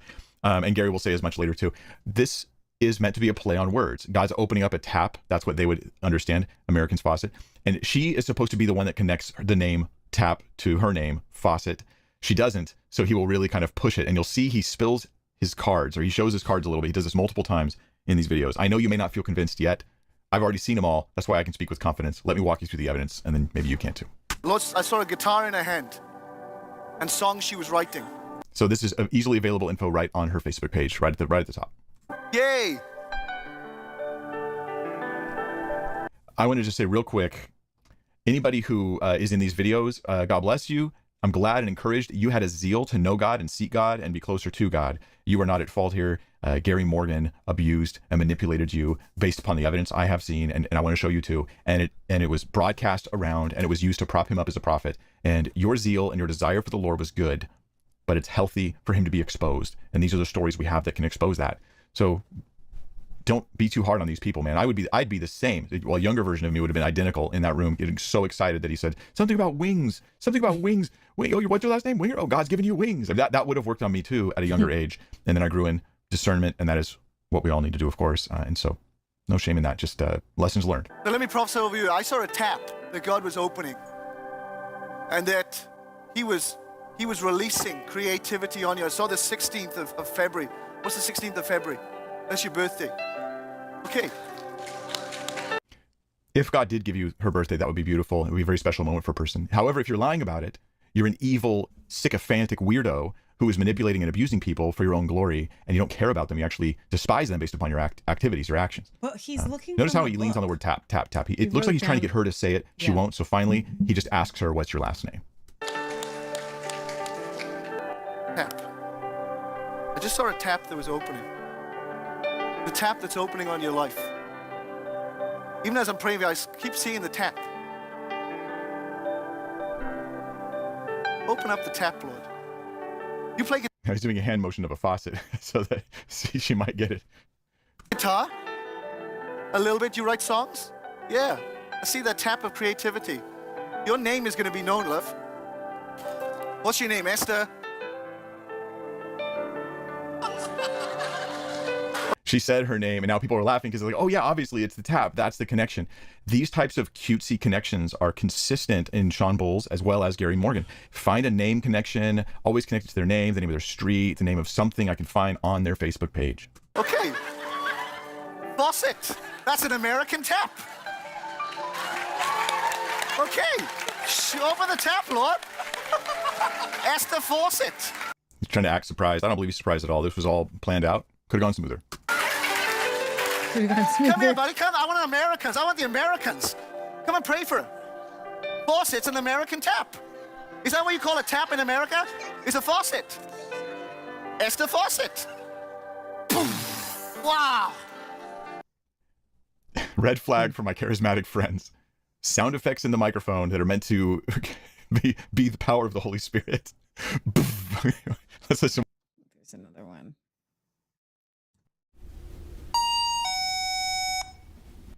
All right, we're going to look at the next one now. Okay, this is a weird one. There's an advert that I can't get away from. It's Compare the Market, amen? And it's the 5th of January. Compare the Market. I know there's Compare the Market and the 5th of January. Does that mean anything to anyone? So God can use authentic prophecy this way, but it's kind of like a Pharaoh's magician thing. This is the kind of thing that if you were going to fake it, this is how you'd fake it, right? Whereas Moses, there's a point at which he's doing things that nobody can fake. And what we see consistently in this whole video is things that can be faked and not difficult to do so. So compare the market, 5th of January. What could it be? You can probably guess. It's your birthday, 5th of January. Compare the market. James David Market, which you hardly hear the R if you have an Australian accent, right? Or a Welsh accent or whatever. Gary's not from Australia. But you don't really hear the R that well. It does sound like market. And 5th of January, that's his birthday. His surname is Market. Okay, compare the market. Whoa. Just stand by there, buddy. So the 5th of January is your birthday? Okay. Okay, I'll spill the beans on this too. The statements of whoa, while not inherently wrong, are also a tool that can be used, like Pharaoh's magicians, right? Like can be used to fabricate things. Saying like, yes, more. It sends a signal that something's already happening and people respond in faith to that, which can be good, but can also be bad. And we should just be aware that if you do a lot of that, maybe it's because you're making up for the lack of something legit. Okay, we're gonna look at the next one. The previous guy, James Markert, is on the ground shaking, and he goes to prophesy to Alicia Bennett. I just heard the word oil of gladness. And I saw, now this could be I saw 111. Oil of gladness. Okay, well, she works at Young Living Essential Oils. And November the 1st, 111. That's her birthday. Okay, this is right on her Facebook page. And I had the name Alicia. Does that mean anything to anyone? Alicia. I saw oil of gladness. This has been recorded? So if the person's not in the room, as was said in our interview, my interview with Nathaniel and Haley and Chris, if the person's not in the room, he can turn to the camera and prophesy to them. But yet it just so happens that this person we prophesied to checked in that they would be at the event. Their information's right on Facebook, and they just didn't actually show up, or they had left early or came late. The Lord shows these things, so I'm going to just prophesy. I'll call you out. I feel like your birthday is like the 1st of November. That to me is a red flag. Maybe you're like, what are you talking about, Mike? Earlier he said the Lord showed me 111. But now that she's not in the room and she cannot, here's my theory, she cannot come forward and tell him what 111 means because she's not there. He's just going to go ahead and skip to the part where he does the reveal. What he knew all along is that it was her birthday. That 111 was in fact her birthday. I feel like your birthday is like the 1st of November. That camera on? I feel like the Lord has given you healing. And the Lord showed me your hands of healing. And I feel like literally God's using you in the area of remedial, or using you in the area of literally like what we're diffusing right now here. Sign off. This is fascinating and very disturbing. So much money. Again, I want to present to you guys that this is a cumulative case. Please consider all the factors, all the evidence, because we have evidence that goes far beyond even these videos I'm going to show you. I think these videos in themselves are enough, knowing all the details that we've shared about it. That this alone is enough, but we have a lot more to present. Okay, this is you're going to have to, Shabba, this is weird. I saw a ball of money. He is not good at this, what we're about to show you. He is not good at this. What did he see? Keep in mind, a ball of money. He was very clear, a ball of money, a ball of money. Remember this because he shows his cards again. I saw a ball of money, and the Lord says, let me describe what I saw. Okay, this is going to be connected to a guy who lives in Ballymoney or Ballymoney. I think it's just whatever they call it. You'll hear. No. But this is a guy named Daryl Crawford Marshall, and that's just where he's from. This is where he's from. Not even where he lives, but where he's from originally in the UK. I saw a ball of money, and I saw the 28th of January. That's his anniversary. Local church, 28th of January. Who's there? I saw B-A-L-L-Y-M-O-N-E-Y, ball of money. Wait, what? What? He says he saw a ball of money, and then when nobody responded, he waited. He even gave the date, and there wasn't a reaction yet, and so he just spells it out because guess what? He didn't see a ball of money. He wrote down B-A-L-L-Y M-O-N-E-Y from Facebook when he stalked this guy because the guy checked, I'm going to this event. Let's look at this. It's Ballymoney or Ballymoney, whatever. It's not ball of money.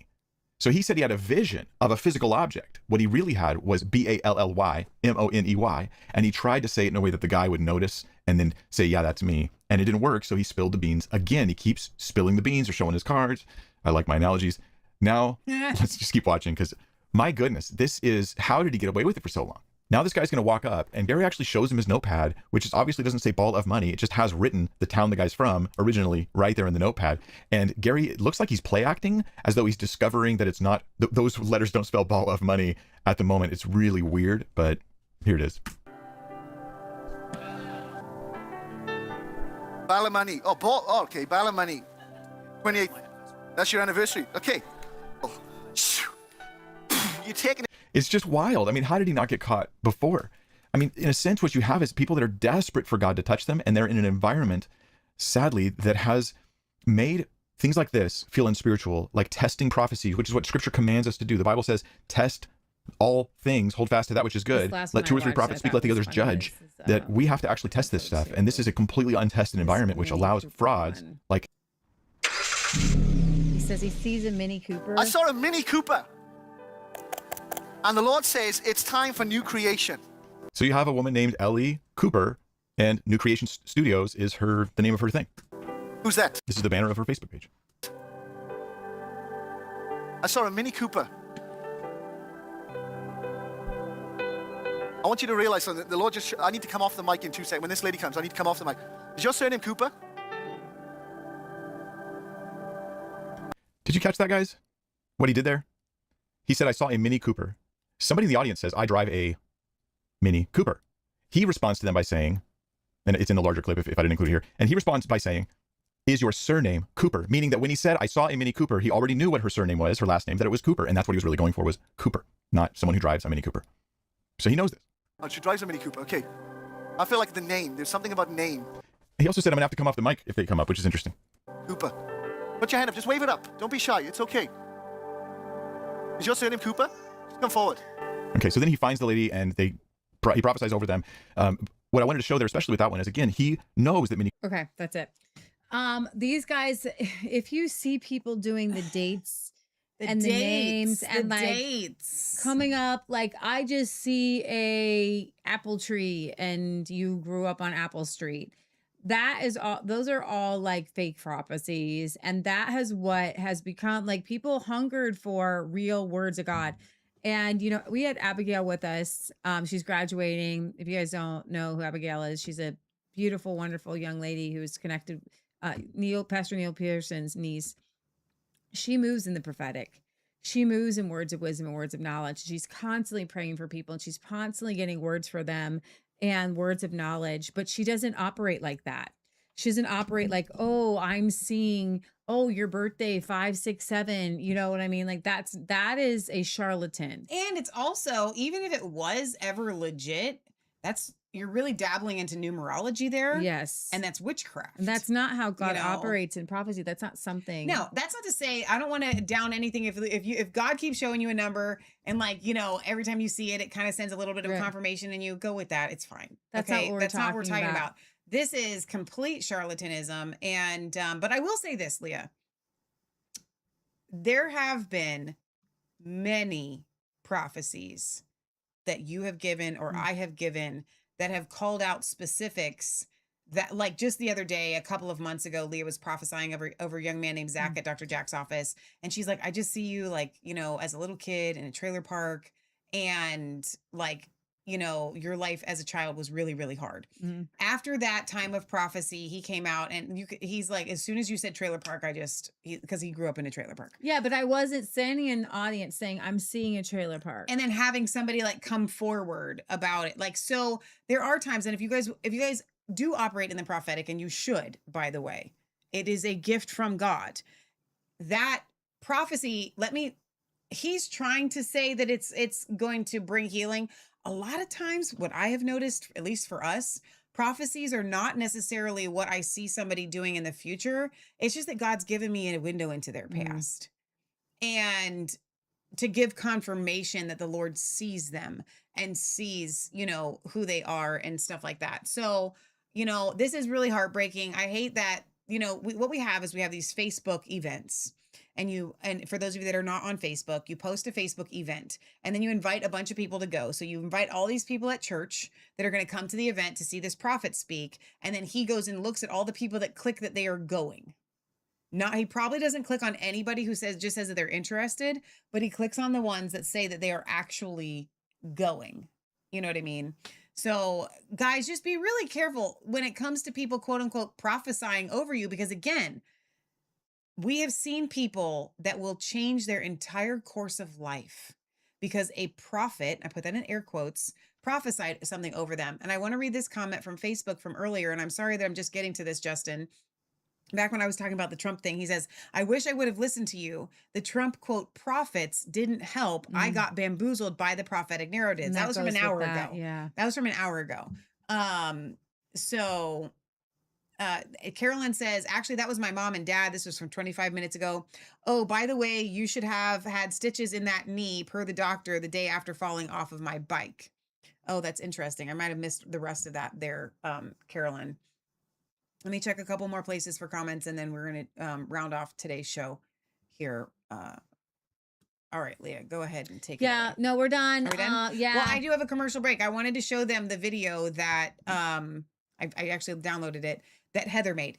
For those of you that saw the video that we did of our interaction with the pharmacist and Leah going to the pharmacist and just asking him, but are you legally bound to not fill this prescription? Like legally, do you have to not fill it? And that was the number one question that she kept asking. So Heather, and for our podcast listeners, this is not going to mean anything to you because there's words, and I don't know that I want to read the subtitles because they go really fast. But essentially, she's putting subtitles that go along with our story over and Leah, can you pull this up on YouTube just to make sure we don't get like a copyright on this? But I just wanted to play this because it was, Leah and I died laughing watching this. Excuse me. Yeah? Yeah. I need you to take your seat. The fasten seatbelt sign is on. Yeah, I'm just gonna go to the bathroom for a second. I'll be right back, okay? I understand what you want to do. Unfortunately, I'm gonna need you to observe the fasten seatbelt sign. That'd be much appreciated. Right, it's just I read on the internet that it's not against the law for me to go to the bathroom while the fasten seatbelt sign is on, so. Seatbelt sign is on. But is it against the law, though? The light is on. Is it against the law? You see that there's a picture of a seatbelt on that sign. No, but is it against the law, though? The fasten seatbelt sign is on. But is it against the law, though? Seatbelt sign is on. But is it against the law? Seatbelt sign is on. But is it against the law? Seatbelt sign. But is it against the law? It's on. Law. Seatbelt sign is on. Legal. Seatbelt sign is on. Lawful. Seatbelt sign is on. So you're Law. being difficult. You're being very difficult. Law. Seatbelt. Law. Seatbelt. Not Seatbelt. illegal. Not Seatbelt. illegal. Not illegal. Okay. Legal. Fasten. Illegal. Fasten your seat. Legal. For those of you that saw our video, you'll get it. That was so funny. Thank you, Heather, for taking the time to make that because it literally made my day. So fun. You're such a hoot. Let's see. Wicked Sykes says, I don't understand the entire show tonight. Maybe I am tired and unable to follow. I'm going to go with that. I think it was pretty straightforward. Thomas Massie, Patriot, Israel, and the big giant donors to them paid for his opposing opponent to win an election or primary even. It's not even an election, dude. Like, this is crazy. And Tulsi Gabbard is leaving under the auspices of her husband's terrible, terrible, terrible bone cancer. But it's probably because she doesn't want to actually get the boot like Joe Kent. Well, Joe Kent left, but like get the public shaming like Joe Kent and Megyn Kelly and Tucker Carlson, all the like. She was exposing MK Ultra. She wanted to go the way of Pam Bondi. Pam's so great. Pam's gonna be this. So that's what she wanted. That's good. And that really sums up the basis of tonight's show. I hope that helps. And for good measure, we had some false prophets to expose at the end. Yeah. Chris says, does he pull a rabbit out of an offering plate too? That's a good one. That's really good. Okay, so that is the end of our show. We will be here on Sunday, but we're going to do a craft show tomorrow. We're going to be doing that every Saturday, which is just pray for us because this is such a big deal to load up and be gone somewhere. Now, obviously, we'll take some Saturdays off. But by and large, we're going to be a part of an event called Eastgate Outdoor Vendors and Food Trucks at our local Eastgate Mall every Saturday from 10 to 5. And we're going to be praying with a lot of people. We've been using the healing for the soul and the armor of God. And it's really been helping people, touching people. We've actually been praying over people, praying with people, laying hands on people like you're supposed to. Ohio Creation says, accurate summary, Michelle and Leah. That's awesome. So speaking of the store, you guys know the routine, but I'm going to remind you once again, shop.resistantchicks.com. Did we ever get the address for the guy to get the healing for the soul for his wife? I didn't. He was supposed to get back with me. Was that Atlas? Right? Whose wife was... Yeah, I think so. Atlas, are you still here tonight? I think you had to walk away the other day when I said I wanted to send a whole collection to you and your wife. I don't think we had a winner at the beginning of May for our monthly drawing, so we just chose you because I want to be able to send you the healing for the soul, but I need you to email me your address so that I can send it to you. So send me an email to massfaith33@gmail.com. It's in the description of every video that we do, and send me your address, and we would love to bless you with that. So if you're still here, which it looks like in the chat you probably are, please do that. Gmail. massfaith33@gmail.com. Okay. Last advertisement for tonight's show. We're going to go with the Body Health, the Perfect Aminos, which is one of my absolute favorites. This is not the Perfect Aminos. This is the multi-complete vitamin, which I take every single day. There's 4 honkin' pills in here. They are hard to swallow. I am not going to lie, but it has methylfolate in it, which is the absorbable version of folate that you need. And all of these vitamins come in that methylated, I think almost all of them come in the methylated portion that will get into your system. Is that what it does? Yeah, so it's really designed to help with like your heart and your brain and your eyes, antioxidants, immune Our friend blend, Catherine says it's the best enzyme, thing in the entire world. essential trace minerals and micronutrients, fruit and vegetable blend. So it's like got the whole thing going on. Here's the deal. No. You don't get to point that out. Makeup is coming off. You don't get to point that out because I wanted to point it out. And you know what I said to me? And I should get giant kudos for this because at the end of almost every single show, I get reprimanded for doing a little sister thing that called out something in Leah that she didn't want to be called out because she was embarrassed about. So I didn't call it out. You let me do it. Go ahead and explain what that is. Leah's got hickeys on her forehead. 2 of them. 2 of them. And they're much brighter than that behind the makeup. So our friend Devin came over and she does this thing called cupping. Guys sent Who us the was cups? the person that sent the cups? We have not known how to use them. So I have gone to 2 sessions of cupping with her, and then she came today to teach us how to cup. But she does facial cupping, and she said specifically when you do facial cupping, you have to move the cups. So they're suctioning. But I suctioned on and started moving it, but it was just that initial suction. And you gave yourself hickeys on your face. Don't say that word. We don't use that word. It We doesn't have to be that. don't. It doesn't have to be that. But that's what that is. You gave yourself bullseyes on your face. I was trying to move it, and I guess I didn't move it fast enough. No, you didn't. You're unbelievable. Maybe I won't have wrinkles there. But yeah, right there. Leah. Oh my gosh. Okay, so anyway, with the body health, the perfect aminos we're taking every single day. Got the big old muscles. You can't really see it there, but like my muscles are there. Feel them so they're strong. They're big and strong, and I don't even do anything. Look, this muscle is Ooh, a that horse. looks good in the in the shirt. But when you hit a certain age, your muscle can mass see starts it. to kind of. You can look at that. Oh wow, that's strong. Leah actually does stuff. I don't. I'm gonna be doing Abigail more. came this weekend. Or this week, and It helps. She made You me need do your amino blends to build your muscles. Happier with Christ says, how is the Korean face stuff working? Maybe you have done an update already on that. No, we're going to. And it's amazing. So we want to amazing. get Christine back on the show. And we need to do an after photo to compare the before and after photo that we took. But like my skin, it was like within 2 weeks, my skin started to feel like myself again. It is. You know? Here's the thing. And Night and day. You guys will always get a 100% honest review from us. And when we have her on, I will tell you this. There's nothing that's going to touch these wrinkles right here, short of Jesus. The cupping. Maybe the cupping. And so I had hoped that it would work on that. It didn't really. Somewhat. Just but my face, like it brought my face back to life again. Like, and I'm like, oh my gosh, this is what my face is supposed to look like. It started to not look like that anymore. So yes, so we're gonna get Christine Cantrell back on the show Listen, I to am talk about her so sold stuff. on this stuff. I could start selling it, but we don't have time to do these things. No, so any it referral is going to go to her. amazing. But I want to support Christine in it because it is that good. Happier with Christ says, I want to know because I'm looking old. Yes, you will want to. So we'll get her back on the show next month or so, and we'll talk just about that, her Korean facial care, and it'll just be fun to have her back. But you had some bangs going on, and then you lost. There they are. All right. So anyway, resistancechicks.com/body health. If you want more, if you want your muscles to come back the way that they're supposed to be, resistancechicks.com/body health. And if you have digestive issues, they've got a lot of digestion things. There's just a ton of things there. So resistancechicks.com/body health. I am taking these every day. We were taking them long before we even told you about them. So that should tell you all that you need to know. So, all right. And yes, supporting Christine. She is an amazing woman of God. Yes. Thank you for that, Chris. All right. We will see you guys on Sunday at 1:30 p.m. Eastern Standard Time. We're going to try to move those shows up a little bit early. If we aim for 1, maybe we'll be here on time, but we are going to try to inch those a little bit earlier. So be prepared for things to be at least on time on Sunday. Leah, stop it. We're going to do the best we can. 30. All right. We love you guys. God loves you. God bless. Remember, it's not just a conspiracy theory if it's actually the truth. You guys are amazing. That?